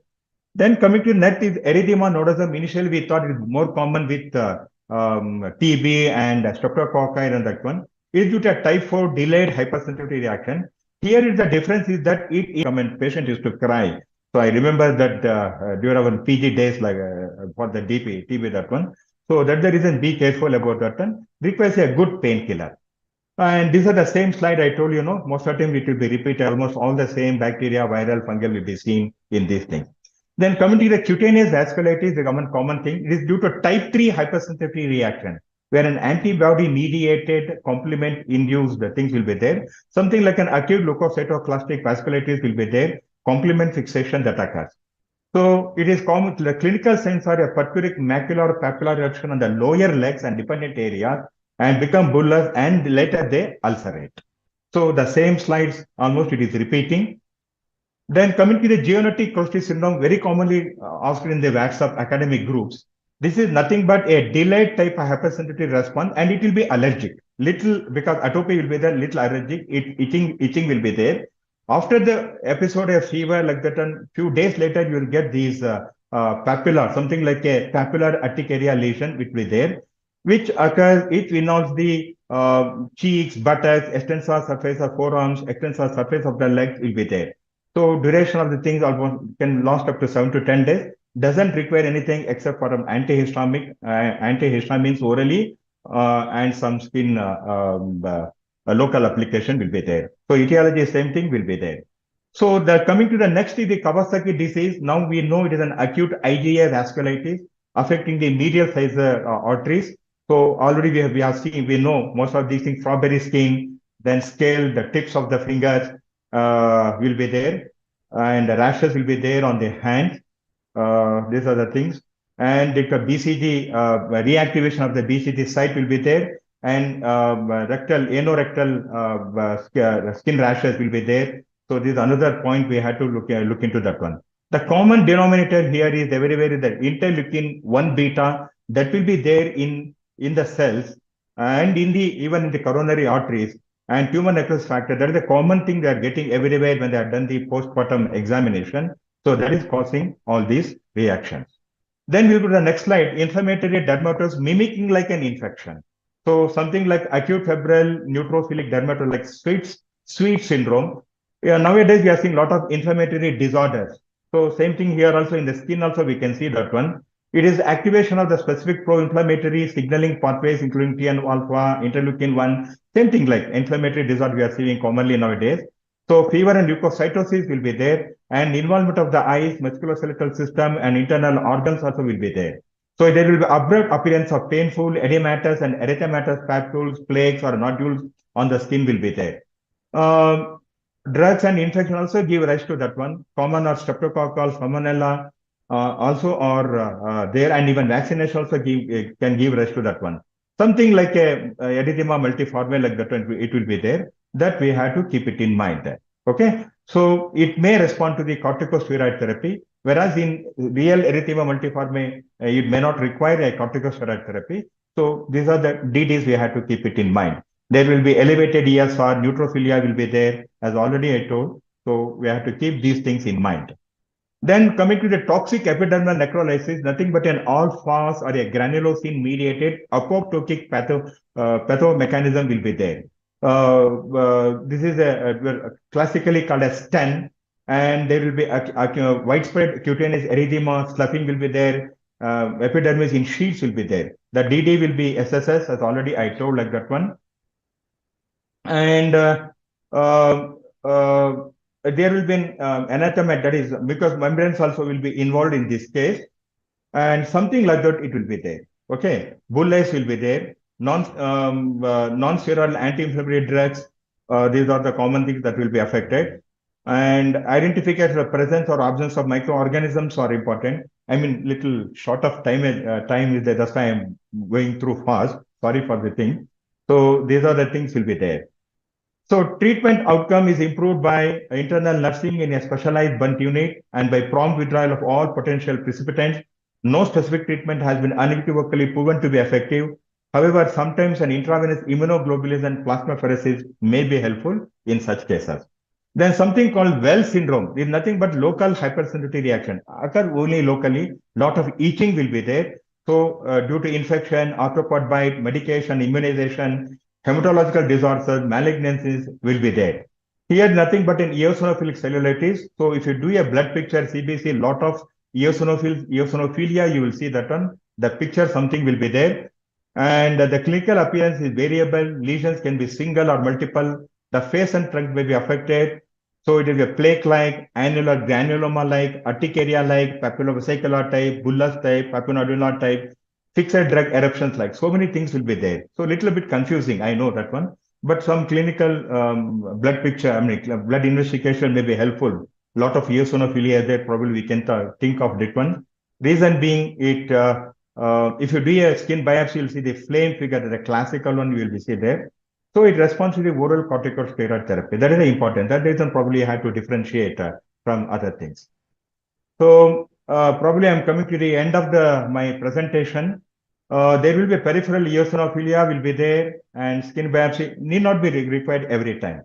So we had to differentiate between bacterial cellulitis, erysipelas, parasitic infection, eosinophilic granulomatosis, and arthropod bite will be there. And sometimes it may require topical corticosteroid, cyclosporin, dapsone, methotrexate, that we have to keep it in mind.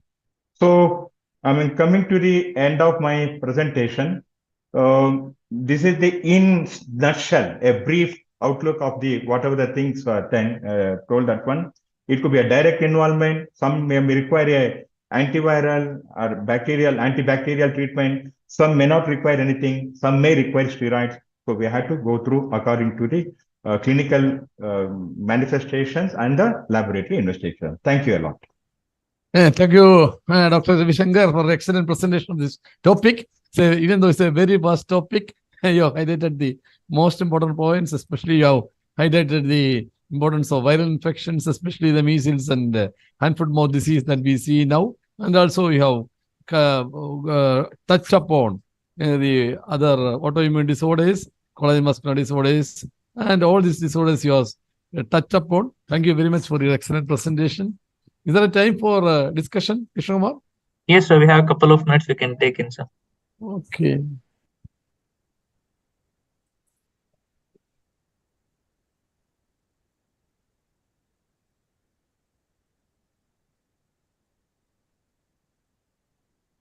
There are a few questions on dengue. I think these questions we will not take up. That is my post for the previous this one. Not to me. Okay. Mr. Kumar, can you show the questions? Any questions are there? So right now I'm waiting for the mailbox. Maybe we can go with the next session, sir. I think since we are running short of time, we'll go back to Ravi Shankar sir for the questions. Then we can take the mail things and we can send it back to the audience. Okay. So once again, Dr. Krishnamma, thank you very much. Jagadish Chinappi also, thank you. All the organizers for giving this opportunity to share this session. And congratulations for Ravi Shankar for the excellent presentation. Thank you very much. Thank you, Sukumaran sir, and thank you, Ravi Shankar sir. As always, as evergreen, your presentation was too much to observe. Actually, I'm getting multiple accolades on the platform, sir. The presentation, the pictures, and the correlation are fantastic. Sir, and there are many requests that they need your slides. Okay, sir. Thank you, sir. Thank you very much. Yes, sir. Thank you, sir. And I think we'll move on to the next session. It's a panel discussion, and we hand over session to Dr. Rashna ma'am. Dr. Rashna ma'am, she's also the quiz master of the Fever Foundation team. She has been recently we concluded the zonal as well as the national level PG quiz competition and also the poster competition. She has been part of the multiple subunit or committees of Fever Foundation. Thank you, ma'am, for all your support, and thanks. That's the reason why we are at the 6th annual national conference of Fever Foundation. Apart from that, she's also been the chief of pediatrics and neonatology in Nemcare specialty hospitals at URTI. She's also instrumental in setting up the entire center there at Shillong, and she has multiple accolades to her thing, numerous paper achievements, presentations, ardent speaker at various forums. Thank you, ma'am. And it's over to you to take over the session. Thank you, ma'am. Thank you very much. I thank the Foundation for giving us the opportunity to discuss a very important topic, that is antipyretics. So for this panel discussion, I'd like to invite the panelists, Dr. Showing the CVs. Yeah. So the first panelist is Dr. Sridhar Ganapathy. Good evening, sir. As you can see, he has done a specialization in pediatric sleep medicine from Australia, and presently is working as the medical director of Janani Children's Hospital in Mumbai, has several publications and chapters in peer-reviewed journals and books. I welcome you, sir, to this panel discussion. Thank you. Thank you. The speaker is Krishna. The next slide, please. Yeah. Dr. Palani Raman, who is a practicing consultant pediatrician at Tindivanam, which is in Tamil Nadu. And he is active academically, also winning the practicing pediatrician quiz in 2002. His special areas of interest are infections, hematology, and computers. So welcome, sir, to this panel discussion. Thank you, madam. Thank you. The next panelist is Dr. Shantanu Dev, who is from my side of the country, and currently he is also been elected as the zone, and he is also a big name in IAP ALS BLS group. Welcome, Shantanu, to this panel discussion. And the panelist is Dr. Tapisha, who is Tapisha Kumar, who is a pediatric consultant at the Max Super Specialty Hospital, also a member of the ID chapter and a lead author in standard treatment guidelines on enteric fever. So she has also faculty in all about fever and rational investigations in PID and evidence base of infectious disease, TOT. So welcome all of the I will start with the questions, which is directed to all the panelists. The first question, that when we talk of antipyretics, what is the main reason that you prescribe an antipyretic in a febrile? So I'll start, Dr. Sridhar Ganapathy. Can you tell me, sir, why do you prescribe an antipyretic? What motivates you to give the drug? So it's basically the number one would be to bring down the discomfort that the child is experiencing, and then the fever phobia that the parents have. So there is a lot of phobia among the parents that this would cause dehydration, it would affect the brain. The child might start having convulsions. So there is a lot of apprehension. So what is really required is a lot of counseling, and they being taught how to record temperature. And we don't try to achieve normothermia, but we try to alleviate the discomfort that the child has in the form of he's totally swooned up and he's got a lot of body ache, and we just try to bring that down so that he's more comfortable. Okay. What about Dr. Palani Raman? Yeah, madam, actually the end point of prescribing antibiotic therapy is not to bring the normothermia, it is only to reduce the discomfort, as well as when the fever rises, more amount of dehydration can occur. So to prevent the dehydration, second important thing these are the two important use of particularly an antibiotic therapy. And as Dr. Sridhar told, plenty of counseling plays a major role here. Shantanu, what about you in your practice? I agree with both of them. It is mainly to reduce the discomfort. But when fever is of, say, higher grades, so more than 104, etc., and then the chances of putting a lot of pressure on the cardiovascular system and the pulmonary system also is there. So if the child has an underlying cardiac condition or a pulmonary condition, we will probably prescribe antipyretics. Otherwise, it is mainly to reduce the discomfort. And like everybody said, the idea is not to normalize the temperature, is to bring down to a comfortable level, which makes the child more comfortable. The child is able to eat, the child is able to drink. Okay. What about Dr. Okay, thank you. What about Tapashri ma'am? Yeah, ma'am. I'll just add a reason. Yeah. I'll just add a small point that it is also important for both parents as well as the doctors to see the child when the child is fever free, because then we are able to assess the disease, the underlying disease. Even if we counsel the parents and tell them, watch how the child is when there's no fever, and when they tell us ki haan wo to khelne lagta hai aaram se, he's very playful, he's active, that also helps us in diagnosing because the child's face is totally different when he has a fever of 102 and when there's no fever. So that helps us in diagnosing. And also when there's no fever, the child is able to have some amount of oral intake, and therefore, that sort of adds to the general well-being of the child. So that is why we need to decrease the temperature. So continuing this discussion, I'd like to ask Dr. Sridhar, is it really necessary? Is it really necessary to give an antibiotic? So that's and what try I to told reduce you. the fever? Yeah, so I did mention that right in the beginning, that fever is supposed to be a physiological response. It is just trying to stimulate your immune system to control whatever wrong is happening in your body. So you don't want this immune response to be blunted.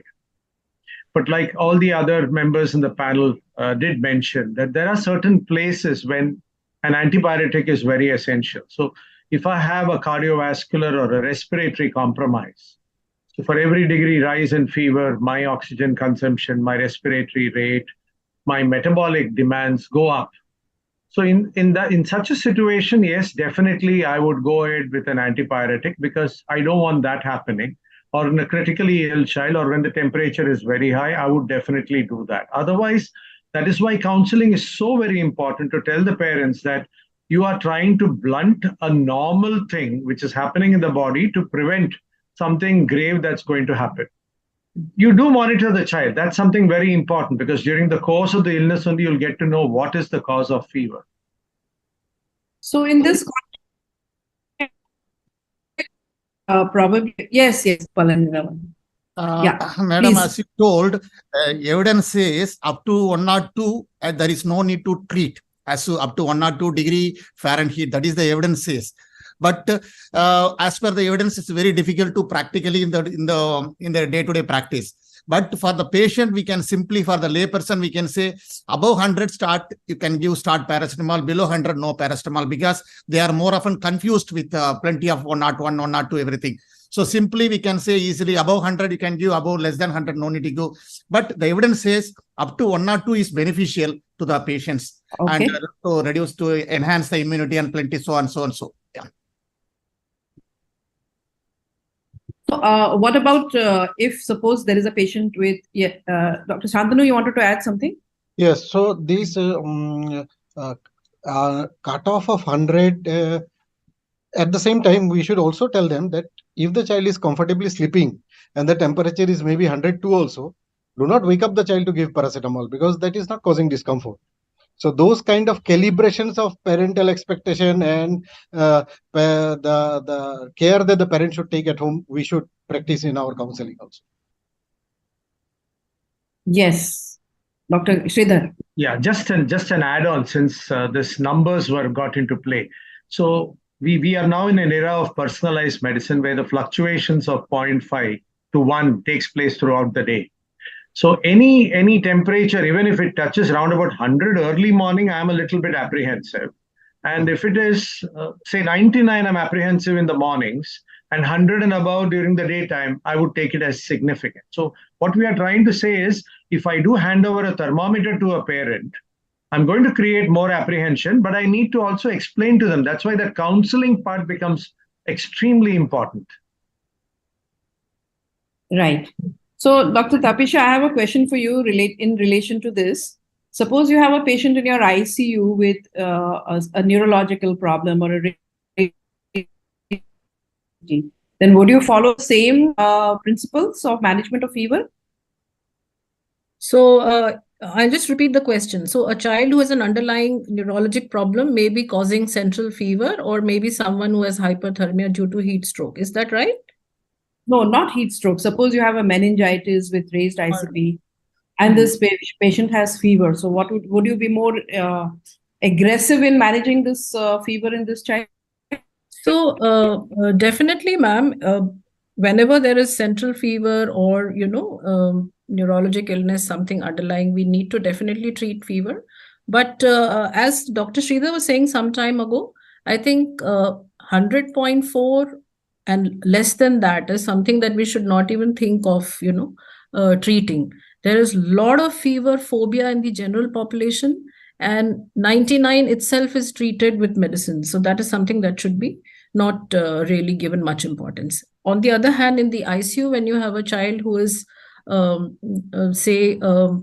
has some sort of an underlying disease, you need to treat the fever immediately so that the other things like insensible water losses, they do not happen, and the renal blood flow is fine, so you have to treat like that. Yeah.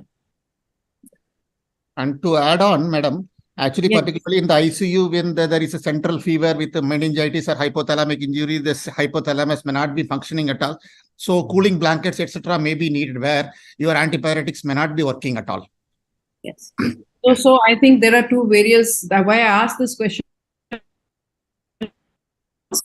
that in the OPD practice or home practice, it is mostly counseling, but when you have a patient with fever in the ICU, probably you will be more aggressive because there could be other effects of the fever on the patient per se. So I come to the next question.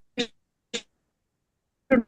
Palani, what is your choice of an antipyretic, and you have to justify why do you want to use whatever you use? One and only one, the paracetamol is my choice, which I have been using for the past 30 years. What is the reason? With exceptions, very rarely I come across paracetamol allergy in the form of fixed drug eruptions. I had come across in those times. Initially, I used to use alternative like ibuprofen. Now I am using mefenamic acid as an alternative. That too, only handful of cases. Otherwise, 99.9% only paracetamol. So it is a safe and time-tested antibiotic. And with a proper dose and proper timing, nothing will, no need to worry. And I didn't find any difficulty with using paracetamol and convincing the patient also. Only way the problem is the patient will tell the temperature is not settling down. But I will say I am giving the paracetamol not for the temperature to come down, to make your patient little comfortable, not to completely drastically touch the baseline. So that when I tell the patient, then they agree. Right. So next, I would like to ask Dr. that we talked about, the making the patient comfortable when we are controlling fever. So what is the evidence in the literature of regarding the antipyretic used to enhance patient comfort? Do we have some data talking about this?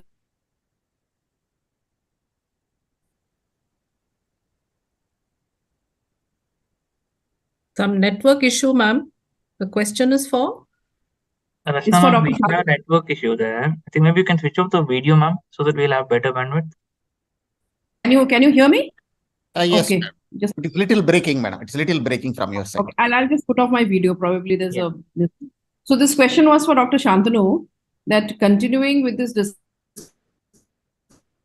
that we need to enhance the patient comfort. So is there any evidence in the literature talking about this this issue of enhancing patient comfort using an antipyretic?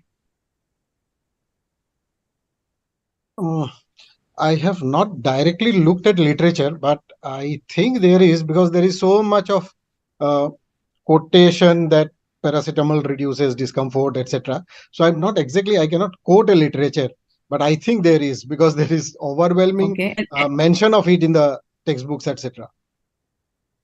So I think somebody else, yes, everyone is raising hands, so I think they'll be able to quote. Yeah, Dr. Sridhar. Yeah, so I think paracetamol has been studied at different dosings. So it has been at 10 milligram per kilogram, at 20 milligram per kilogram, at 30 milligram per kilogram. And they have definitely found that it is very efficacious in bringing down discomfort and causing good sleep, which is most essential, because as I practice also a little bit of sleep, I feel sleep and immunity are very closely related. So when a sick child tends to sleep well and the irritability is brought down, you have two advantages. The appetite comes back. Hydration is much easier when you don't have the fever. And if you can bring down this sort of discomfort, it is absolutely great. As far as the analgesic property of paracetamol is concerned, it's definitely on the lower side in comparison to ibuprofen and mefenamic acid. It's almost towards the zero mark. But as far as, the analgesic is good, but the anti-inflammatory mark is almost zero. So that is one thing. And I was just thinking when Dr. Palniraman was talking about fixed drug eruptions and that he would shift to an agent like mefenamic acid, the only problem of using anything which is very strong, because all these are antiprostaglandins. So when you're talking of antiprostaglandins, what I'm definitely worried about is one, mucosal healing or mucosal integrity, and two, I'm worried about renal blood flow because I'm already underhydrated. So when I have two things where my intake is poor, my mucosal healing is defective, and my renal blood flow is, would I jump into something which is really very strong? But he did end up by saying that it is only as a rescue medicine. So that sounded pretty well. Okay. Tapashi, you wanted to say something? Yeah. Yes, ma'am. I would like to say that I think the message should go from the discussion that we should primarily think of acetaminophen as the primary drug to be used as an antipyretic.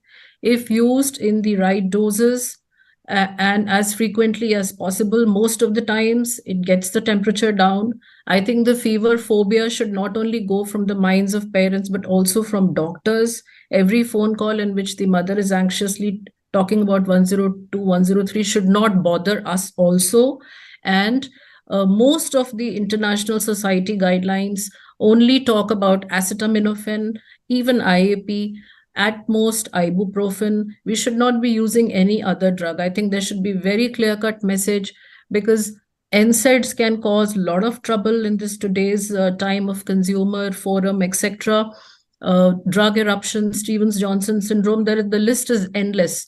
Acetaminophen has such an excellent safety track record that even in the USA, where they have good record of adverse events, they found that acetaminophen over a period of 50 years caused a total of 100 cases of Stevens-Johnson syndrome in the entire USA. And even acetaminophen caused that much. So the numbers from from NSAIDs like ibuprofen, mefenamic acid may be much higher. Mefenamic acid can cause seizures, and I don't really think we should give the impression that we should be using this drug. Okay. So the next question again comes to you, Tapashi, that when you're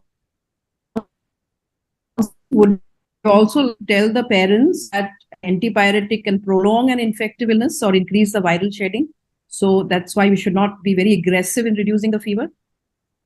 Yes, absolutely, because definitely fever has some sort of a beneficial effect immunologically. Raises the neutrophil levels. It sort of decreases the viral multiplication because it decreases iron levels, etc. So we shouldn't be very aggressive. However, there aren't many human studies or human to corroborate this. But in my own practice and in our own practice at my hospital, we rarely ever used antipyretics other than acetaminophen, even in dengue, etc. We rarely ever use these drugs. Usually only acetaminophen works well. Even in cases of dengue, we do not use other NSAIDs. So we should be using acetaminophen itself. The temperature comes down to 101 from 103 and the child is comfortable. There's no need to get it down to 98. Right. Any of the other panelists would like to add to this? Yeah. So basically, the problem with acetaminophen is a very short duration. So it starts off, say, by 1 hour and ends by 3 or 4 hours. That short duration is what causes a problem. So that is why people have tried out combinations which are not rational. So that's number one. And in the chat box, there was a comment by Dr. Pramod. He's an ID specialist. And he's absolutely right in saying that NSAIDs have been linked with, when you have a chickenpox infection and you use a strong NSAID, the chances of you getting a secondary infection with the group A streptococci is very high. So we do know that you are more predisposed to certain infection. You are predisposed to a more lengthy viral infection. A common cold which would have stopped in a day, 2 or 3 would go on for a long time. So it's known with rhinovirus and so also. But again, looking at paracetamol, I basically feel that we are now entering into an era of evidence-based therapeutics, wherein we need to look at our community and see how it works. And the adverse drug reporting in our country is not very good. And if you go through most of the adverse drug reporting that's now coming in, there are some casual reports. I think Dr. Jagdish Chinappa would agree with me. Some linkage between paracetamol and wheezing. There is undescended testes with paracetamol in the mother who's been taking it for back pain. So everything comes with the other side of it. You have both sides to it. So we need to look at the patient. We need to look at comorbidities and decide. Of the lot, yes, paracetamol definitely scores over the rest because it is efficacious. It does not remain in the body for a long time. And drug interactions are almost negligible there. Rashna, can I come in? Yes, I feel that the short duration of action is also an advantage because we are using antipyretic or paracetamol for symptomatic relief. And the short duration of action actually allows us to see the pattern of fever, then which may help aid in the diagnosis. It also helps us to assess the child when the child is febrile or afebrile. So that short duration of action also gives a lot of advantages because we are using it only for symptomatic relief, not as a curative for the underlying condition. Right. So I'll go this. We have already discussed a little bit on the issue of acetaminophen versus ibuprofen and other NSAIDs. So Dr. Palani, given the choice, you will always use acetaminophen, other NSAIDs. Yeah, I don't remember whether the occasions when I used the alternative. Hello, am I audible? Yes. I don't remember the occasion, particularly for a simple febrile illness, when I have used anything other than paracetamol. But only occasions when I used ibuprofen is mainly when there is associated inflammatory part, particularly when there is cellulitis or lymphadenitis. So where the pain as well as the inflammation is also a major part, I had used ibuprofen as an alternative. Otherwise, I don't remember the occasions when I have everything. And even though the evidence says when some patients may not respond well to paracetamol, you can change over to brufen, but I have not done so far. And even the combination I have not done given so far. Any of the other panelists would like to comment on this? So when the inflammatory tone is high, so if you have an inflammatory... Hello? Yes, audible. Yeah. So when the like you mentioned, if you have an inflammatory focus, then paracetamol just won't work because the peroxide tone is very high. So it's pointless using paracetamol there. It may be analgesic, but there is no anti-inflammatory effect there. So a prudent choice is definitely ibuprofen. But the problem with ibuprofen is you should know the drug interactions when you're giving it. Because if I'm already on a drug like methotrexate or an aspirin, there is a problem. So methotrexate can build up in the body, or the effect of aspirin can be blunted. So these are all very common interactions that are very well known. And now that we are going into personalized medicine, I'm a little bit apprehensive because we may even start doing the cytochrome enzyme system 2C9, because there are variants in our population wherein ibuprofen can start accumulating in the body, and that can give rise to mucosal bleeds and platelet dysfunction. So what paracetamol definitely scores in these things, especially when you have somebody with a lot of comorbidities, or if you have a renal condition. Yes. Okay. My experience has also been similar. I have used ibuprofen very rarely for painful conditions. For example, a painful tonsillitis or a painful otitis media instead of paracetamol. But otherwise, these are the two drugs only which I have used, and very, very rarely and in very, very selective cases I have used ibuprofen. It has mainly been paracetamol. So I think, yes, Tapashi, please. Just wanted to make a point that whenever we have a patient who has some sort of a circulatory dysfunction like dengue fever, those are the patients who have very high temperatures. There's often a tendency to use something aside from acetaminophen. So 2 points are important. I think most of us are already aware of it. I'll just make it short. One is that we all know that ibuprofen and mefenamic acid can alter platelet function. That's first.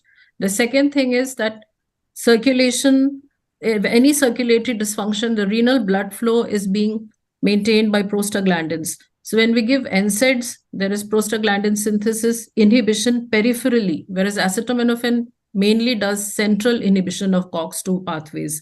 It is ibuprofen or NSAIDs which do peripheral inhibition of prostaglandins that can actually impair the renal blood flow and make things worse. So it's very important that in such fevers, in critically sick children, these medicines are not used. That's the point I wanted to make. NSAIDs like ibuprofen or even naproxen would only be for the inflammatory fevers, like when you have a rheumatological condition. So you have an arthritis, a juvenile arthritis, which is very painful. With fever, then only probably you will use. Otherwise, we will go with the safest drug, that is acetaminophen. So, Dr. Sridhar, what about prophylactic antipyretics when you're giving the... What is your thought on this? So I just couldn't... not able to, madam. You went off the line. Prophylactic antipyretics for? Vaccination. Okay. So again, like I mentioned right in the beginning, that all this started off with a study, I think way back in 2006. I think it starts with Pyronel. He came out with a study that giving prophylactic antipyretics, analgesics during vaccination can blunt the antibody response.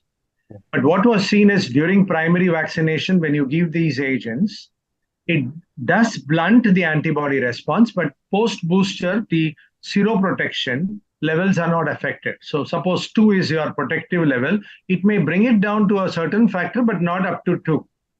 The other side of using an analgesic antipyretic during vaccination is you get better sleep and you're more comfortable in that 24 hours. But then the drawback is we all do know that you need the immune system to room into the antigenic site. And when you use something which is strong, other than a paracetamol, definitely this rooming in is prevented and you could blunt the immune response. So there is both sides to it, but definitely one thing has been mentioned, that you should not be giving it prophylactically before the vaccination. So there are many centers where they ask you to take the antipyretics, say 3 to 4 hours before you come for the vaccination. That's not done. So we usually use hot fermentation or locally eyes, and we tell them that if the child is in tremendous discomfort, pain, there is a little bit of induration, because now we know that any induration that comes initially is faulty injection, that probably you didn't wait for the antiseptic or the spirit to dry and things like that.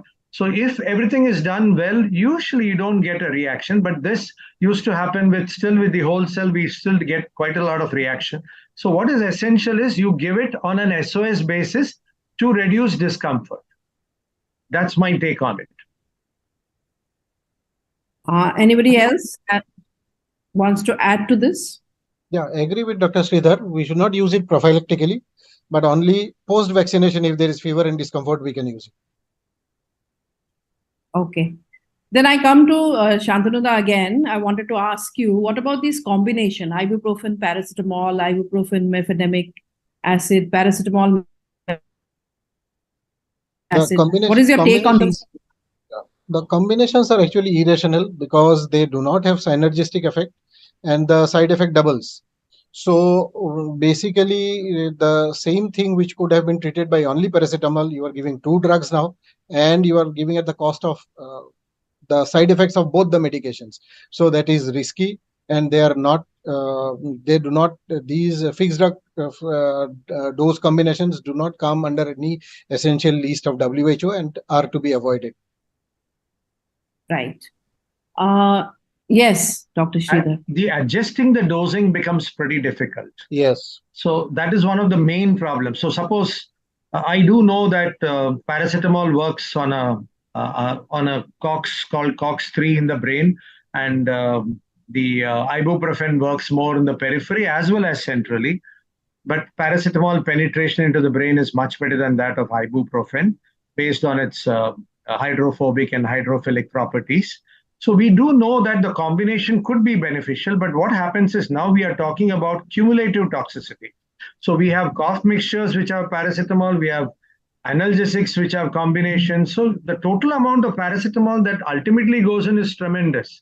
And we are not calculating paracetamol properly. Neither when you're giving a mefenamic acid with paracetamol, again, mefenamic is 6 to 6.5 and paracetamol is 10 to 15. So when you really look at this and there is a parent who's just worried about the fever and there is repeated dosing, the cumulative toxicity could be detrimental for the well-being of the child. So that's one of the main reasons why fixed drug combinations should not be used. You have the liberty of using, you can even stop paracetamol and use ibuprofen like Palni Raman was saying, if you're not very comfortable and you feel that, yes, I need to do something more.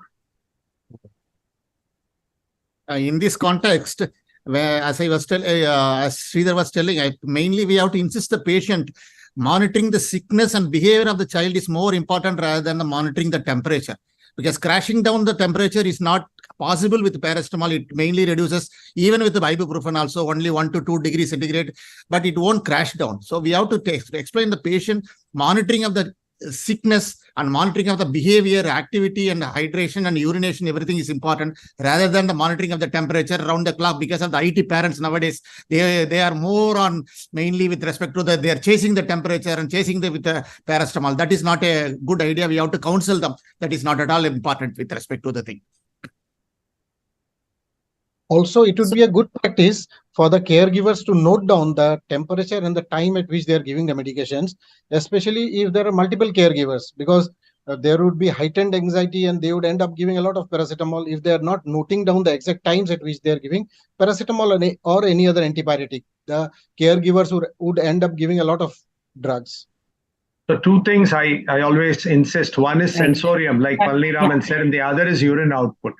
That is something which, and with the diaper, in the diaper era, it becomes very difficult. So you need to tell them that. And I totally agree, maintaining a temperature chart and putting an arrow whenever you have used an antipyretic would go a great way in helping the other person know what is happening. Okay. Yeah, I think so. We've touched on some very important points. So I wanted to ask Dr. Raman, what about the antipyretics that we use for febrile seizures? Does it really reduce the incidence of febrile seizures? Evidence clearly says no, madam. And also sometimes the problem occurs sometimes even what about the dose? Do we need to increase the dose? No, definitely. Even with the onset of the fever, sometimes the patient comes with the seizures, then afterwards the temperature rises. Sometimes happens like this. So definitely there is no correlation between using the paracetamol or any antibiotics to reduce the febrile seizures recurrence. There is no evidence, and it is clearly proven, and we have seen practically also.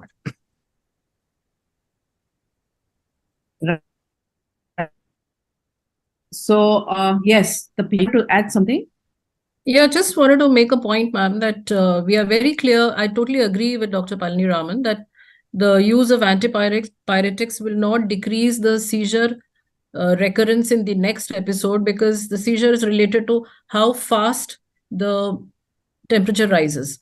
However, it is known that in the first episode or in the current episode, if you give round the clock antipyretics for next 24 hours, then there is some decrease in the possibility of another seizure happening in the next 24 hours. There is a beautiful open trial in Japan, which has taken 400 children, and they've had two groups, one which received antipyretics for the next 24 hours after the first febrile seizure, and the other group did not receive anything round the clock. And the incidence of a second seizure happening was less in the first group. So there is some evidence that in that particular episode, it may decrease the recurrence, but definitely not the next. For example, if he gets fever again after a month, you cannot just start round the clock antipyretics and think that it won't happen. Yes, Dr. Sridhar. Yeah, just an add-on. So it was during this period when we had this fever, phobia, and febrile convulsion that the suppositories came into the market, and there was so much of excitement about the suppositories. And the problem with our country is the temperature. So if it is kept outside, it's no longer in the solid state, and when you re-solidify it, the distribution of medicine is totally different. And then there are people who cut it into many pieces and then insert it, and the absorption is absolutely erratic as far as the rectum is concerned. So I just wanted to state this also, because that is also another way of treating febrile illness, and a number of people indulge in this usage of suppositories. Because especially when you are having high fever and you're vomiting and you're not in a state to take something, we also have this melts or liquid films that we get, which are very useful, but you can't put in too much of medicine into it. So you get only the 125 strips. But otherwise, the suppositories, we need to know about the other side of it. In fact, you've covered a question already. I had one question for you on suppositories, so you already covered that.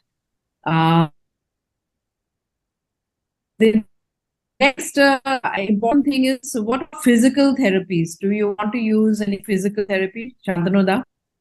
Suppose you want to advise, to give paracetamol, it doesn't work. What about the physical therapies? See, it is always to reduce the discomfort.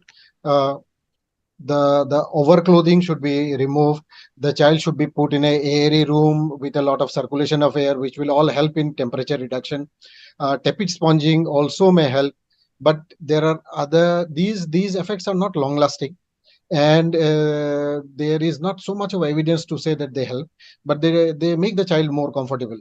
For example, tepid sponging can also lead to more shivering, and the child may start having higher temperature also. So all these things need to be kept in mind, but of course they have some role in reducing the discomfort. But one of the important non-pharmacologic therapies is hydration. Allow the child to drink a lot of water, to remain hydrated, because a lot of insensible water loss occurs, and the child should replenish himself or herself, because hydration is a very good antipyretic. So these things we need to take care of. Actually, with respect to tepid sponging, usually there is a clear-cut evidence not to substantiate tepid sponging anyway, but still it has some role, particularly in hot countries like India, particularly during summer, when we come across fever patients, when the ambient temperature also plays a role in increasing the body temperature. So we can ask them to give tepid sponging. That is the only indication I feel we can use a tepid sponging in summer in hot climates like India. Otherwise, it has no role as such. As Santanu told, it mainly increases the discomfort rather than the thing. And clearly, we have to say the patient that 30 minutes before the paracetamol has to be given, followed by tepid sponging, all the things. But definitely, they won't follow these advices. That is the thing.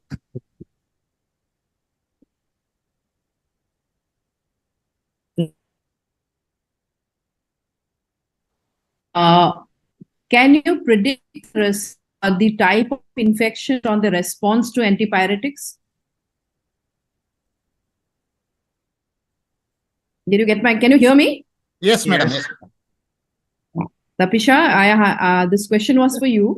Acha. So, ma'am, I wish we could, but I don't think it's really possible. Yes, of course, sometimes if you are treating, for example, say, an enteric fever and the child starts showing some response, the temperature will come down faster. But at the outset, I think it's very difficult to predict whether it's a viral infection or a bacterial infection on the response to the antipyretic. That's my take on it.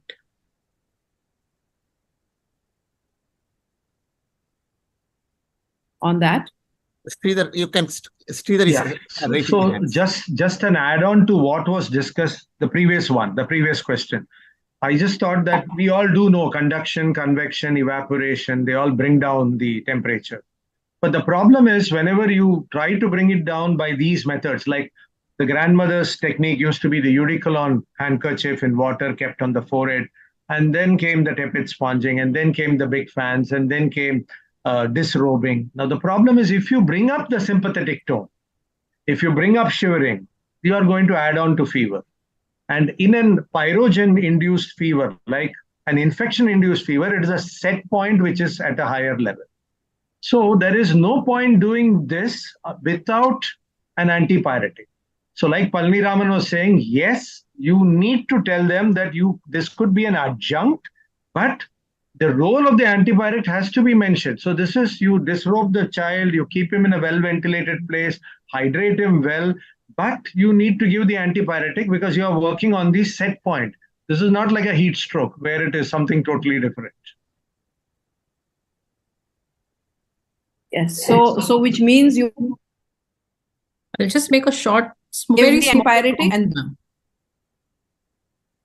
Pardon? Just a small comment. If we want to do combination therapy of any kind, it's the ideal thing is acetaminophen plus sponging. Yes. Right. Okay. So we'll go to the next question. This is for Dr. Sridhar. What are your thoughts on the use of?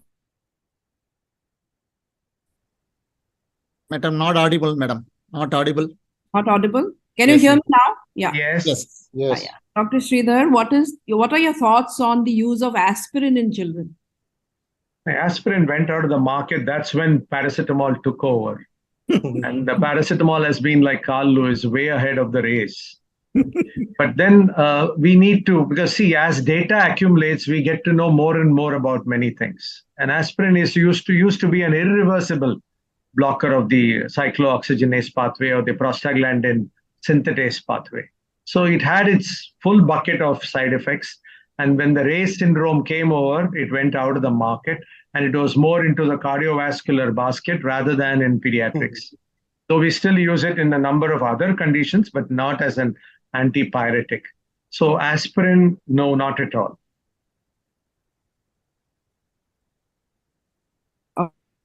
Palani Raman, this is for you. Okay. What about the side effects of paracetamol? Paracetamol side effects.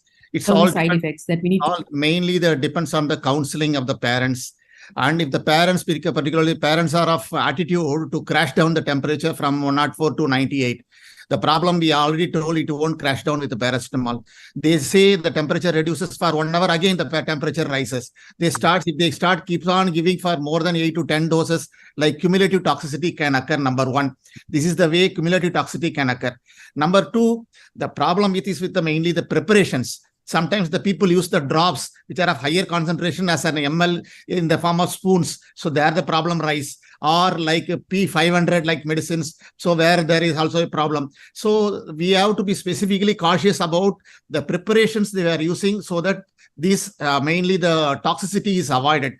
Otherwise, in conventional doses of 10 to 15 milligram per kg for maximum 5 doses per day, it is very rare to see. I had yet to see a paracetamol toxicity with respect to thing, except for a patient like as already told, had taken inadvertently drops as a form of syrup and came with the paracetamol toxicity. Otherwise, I had not seen the thing. Yes, yes, Dr. Sridhar. So when you go through the toxicity of paracetamol, there is a word of caution. And the word of caution is if you are going to be using between 3 and 6 months. So the metabolism is more of a sulfation pathway. And this can be blocked by the microbes that you are having in your gut. So there are certain microbes that produce a lot of P. cresol, like the Clostridium, which can block the sulfation pathway and can predispose you to paracetamol toxicity. But the advantage is the therapeutic window is so huge that getting toxicity is something unheard of. That's number one. Two, the second thing that is mentioned in our pharmac textbooks is if you have a malnourished child, a severely malnourished child, or if you have somebody who's totally wasted, or in an alcoholic, or somebody on HIV treatment, or somebody receiving anti-tuberculous drug, these are cases where the chances of toxicity are high because the sulfhydryl group in their system is less. So the toxic metabolite of paracetamol comes through a cytochrome system. When it gets overloaded, when glucuronidation gets overloaded, it goes to that and you get a NAPK, which is very toxic. And this NAPK is taken care of by sulfhydryl. So when you are deficient, like 3 and 6, malnourished, HIV, and undergoing treatment, AKT, this is where you give a lower dose. So you don't go to straight 20 milligrams. You start with 10 and you can build up to 15 if the baby does well. But you need to be careful, like Palani said, look at the prescription in total. See that there are no paracetamol in other preparations, like a cough, a preparation for the nose which has paracetamol and things like that. Because cumulative toxicity is very well known now. Right. Yes, Santananda. Yeah. The textbooks mention the toxic dose of paracetamol to be above 90 to 100 milligram per kg per day. So if a child is taking 15 milligram per kg 4 hourly, that means 6 doses, that will reach 90. So we need to be a bit cautious while prescribing, but we also need to remember that paracetamol is abundantly available over the counter, and the parents, they instead of a 120 mg preparation, they'll use a 250 mg preparation or a 500 mg preparation, and then they can land up with paracetamol toxicity. So danger is there, but we need to be more cautious while explaining the prescription to them that we write. Okay. So continuing this toxicity issue, what about IV paracetamol, Dr. Palaniraman? Yes, IV paracetamol. IV paracetamol is mainly used for the post-surgical pain relief and other things. I don't think we are regularly, as an office practitioner, I used so far in my knowledge with respect to now. I had never used, madam. It is mainly the post-operative analgesia. It takes very nice compared to the previous analgesics. So that is the reason now, right and left, it is mainly used in the surgical wards, paracetamol, IV paracetamol. The IV paracetamol dose that is mentioned in textbooks is not 15 milligram per kg. Till infancy, it is 7.5 milligram per kg per dose. So that is half the dose till infancy. And with the widespread availability of IV paracetamol, we are seeing a lot of misuse in our hospitals, in the emergency departments, etc. Children, they start getting IV paracetamol also. So these dose needs to be kept in mind. It is half the recommended dose of oral paracetamol. Because the therapeutic window is huge. Yes. So the chances of problem are very less. That's number one. And number two is the analgesic property is something really very good. So since it is safe and doesn't accumulate in the body, and analgesia is so good, it's used on SOS basis, post-operative also. So there is one pre-operative, and once you come out, it's kept on SOS basis. much better than the others. And now we have the ibuprofen also in the market.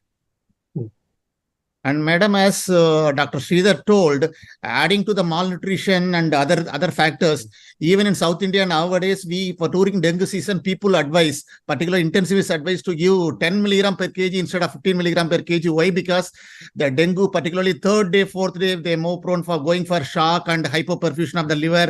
So it can add to the injury, liver injury. So they are not advising, particularly from the third day onwards, the 10 milligram instead of 15 milligram nowadays in South India. So the other thing, I think, a very important point is we have to tell parents about the side effect, the nephrotoxicity of ibuprofen, drugs like ibuprofen, because many a times they really, over the counter, they will go and buy ibuprofen and give for fever. So I think that is an important as far as the side effects of NSAIDs that we have to talk to the parents about. So I think we have covered most of the points. The only issue here, I think, yes, Dr. Raman. Madam, please. And particularly when OPD patient comes, usually we advise this round-the-clock paracetamol, either 6th hourly or 4th hourly or 5th hourly. It is only for the first 48 hours.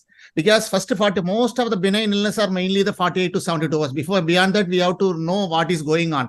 So we have to know, we have to tell the parents, after 48 hours, there is no meaning in giving round the clock. They have to give only when the fever arises. Then only we can know whether the fever is the rising trend or it is a lowering trend. Otherwise, they will keep on giving this round the clock paracetamol. So only for first 48 hours, this round the clock paracetamol is advised, not beyond that.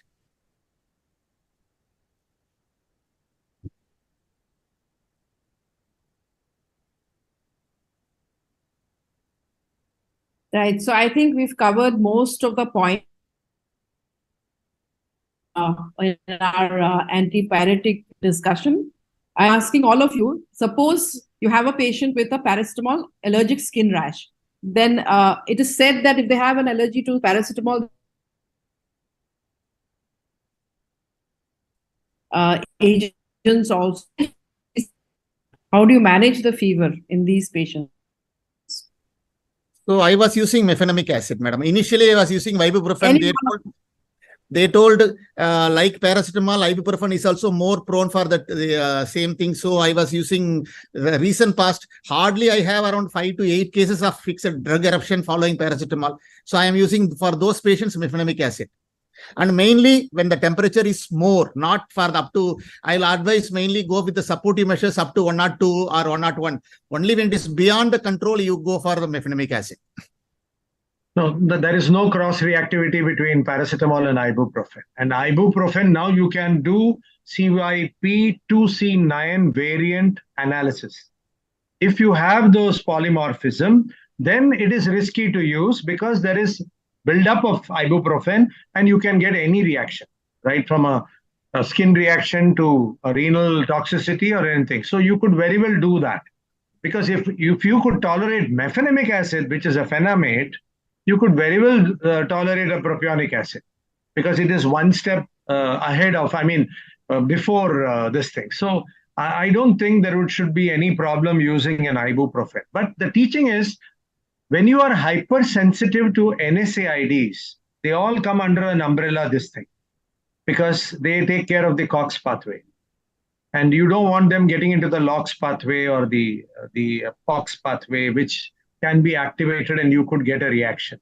So you have to be careful whenever you have a substitute for paracetamol. And you have to confirm that it is definitely paracetamol and not an additive in that mixture, because we have had a reaction to methylprednisolone. And it was an anaphylactic reaction. And that is because the methylprednisolone had lactose in it. And this child was cow's milk protein allergy. So you need to know all about your drug before you jump into it. Just like when I write a paracetamol, I hardly tell my parents that you have to take it on an empty stomach. Because whenever you give them something like a paracetamol, they feel khana khane ke baad hi lena hai. So you need to take it on an empty stomach for more bioavailability. Same thing with an ibuprofen. The best bioavailability is when you take it with Coke, but I wouldn't be advising them to have it with Coke. So what I'm trying to say is you need to know about interactions outside as well as interactions inside before you pen down a drug. I think it's time that we start respecting our body and our drugs. So I think we are, Dr. Krishna, I think we are, we have completed. Yes, ma'am. Panel discussion. We've had a very good discussion. I think we could continue having this discussion on antipyretics for more hours, but I'm very thankful to all my panelists. I think the main point has come out of this discussion is that fever phobia, which is there among us, that should go off. Then only we will be able to remove the phobia from the parents and use drugs judiciously. And of course, the drug of choice remains acetaminophen or paracetamol. So thank you very much to all my panelists. I'm very grateful to your contribution. And I hand to Dr. Krishna. Thank you, ma'am. Thank you, Rashna ma'am, for the wonderful moderation of the session. And also, we thank all the panelists, Dr. Sridhar Ganapathy sir, Dr. Palaniraman sir, Dr. Tapisha madam, and Dr. Santanu Dev sir. Thank you for the wonderful insights and the clinical pearls there. And I hand over the session to Dr. Anand Vasudev sir and Dr. Jagdish Chinnappa sir for the final remarks for the day. So I just wanted to thank Dr. Jagdish Chinnappa, Dr. Krishna, and the Fever Foundation for having us here today. Thank you so much. Thank you. And thank you. This is from all the panelists. From all the Really a panelists. good learning exercise for us. Yeah. You're given plenty of points for us. And that last line which I'm going to tell you is going to shake you up. Mefenamic acid came into prominence during COVID, where they showed it had an antiviral property. And it was combined with ribavirin. So what I'm trying to say is, you are all going to be in for surprises. It is only with time you'll know what it is. All the reactions could be idiosyncratic reactions. So let's wait and watch, and whatever suits somebody, use that, but know the other side of the medicine. Yeah, my Thank you friend so has much. seen a Steven Johnson with mefenamic acid. My friend has seen a Steven Johnson with mefenamic acid. Hemolytic anemia, they have seen. We have seen seizures, so many of them. And I have seen hematuria, gross hematuria in these patients. And in one nursing home, I saw 4 cases in 1 month, same combination given for fever by the same pediatrician. Then I requested him that please stop it, otherwise we are harming our children more. And it was an excellent session, lot of learning. And I think all the panelists had done so much of homework that it was very informative session. I think it's a big applause to all the panelists as well as Dr. Rashna Das for conducting it so very efficiently and smoothly. Thank you. Thank you.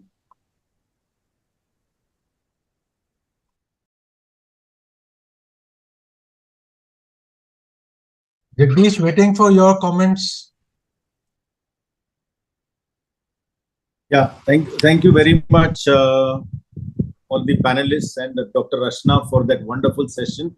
And I think I learned a lot of intricacies of pharmacology, which I didn't know anything about. Thanks to Dr. Sridhar Ganapathy, and of course, Dr. Palniram is the man for the masses, and he repeatedly was talking about how to counsel and how to take care of patients in small places. Dr. Shantanu was, with his immense experience, gave his points. And for the first time, I heard Dr. Tapisha. Dr. Tapisha, being an intensivist, gave a very, very good perspective on how you handle fever in circumstances that are difficult. So it was a wonderful session. Thank you very much, all of you. And I must congratulate the scientific committee which put this idea into Dr. Rashna Das's head. And Dr. Rashna must have really labored to see how to keep all these 4 real horses who are running to, participate. And the enthusiasm was infectious. And I really loved the wonderful way in which it was conducted. Thank you very much, Rashna ji, for your effort and how much of, all the great things that you put in together. And I hope we can have a very, very good takeaways from this. And I would request Dr. Manjula and Krishna to coordinate and try and put all this into a kind of a document so that it is of useful to everybody. And please also send it to the panelists for their expert comments. so that they can add some of the things that they might have missed out, or we might have missed out paying attention, because it was an intense session, so we could have missed some few things also. So we could get their inputs before we do it. Talking about the previous sessions, Dr. Pramod was just excellent. Again, a wonderful session on the basic pathophysiology of fever. Really excellent, and I must congratulate him for putting together that talk. The other two sessions were also very, very informative.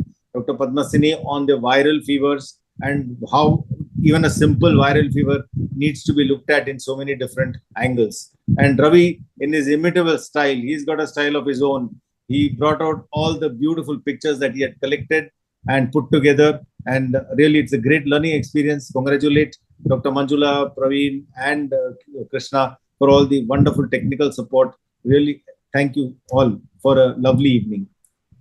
Thank you, sir. Thank you, sir. Thank you. Over to you, Krishna, Dr. Manjula. Dr. Krishna. We thank all the delegates joining in today, and thank you all the faculty speakers and the chairperson for the wonderful day 2 session of the 6th annual National Conference of Fever Foundation FEFCON 2023. And we look forward for tomorrow's session. Tomorrow we have the breakfast session, the Sunday morning session on a very nice session coming up at 9 o'clock tomorrow. Please join us for the breakfast session, which is Mastering Diagnostics Clinicians Dilemma. And also followed by, we have 2 different halls again breaking up tomorrow, physicians in the pediatric hall. I request all the delegates to join by 9 o'clock tomorrow. Thank you and good night. Thank you all and good night. For the breakfast session, we are waiting for the virtual breakfast, or it will come on the table? Mr. Praveen Singh to answer this question. Recording stopped. Yeah, I'll be there for the breakfast session to chair that. Yeah, right, sir. Just a joking thing. Nice, sir. Right. So we'll see you tomorrow morning at 9 a.m.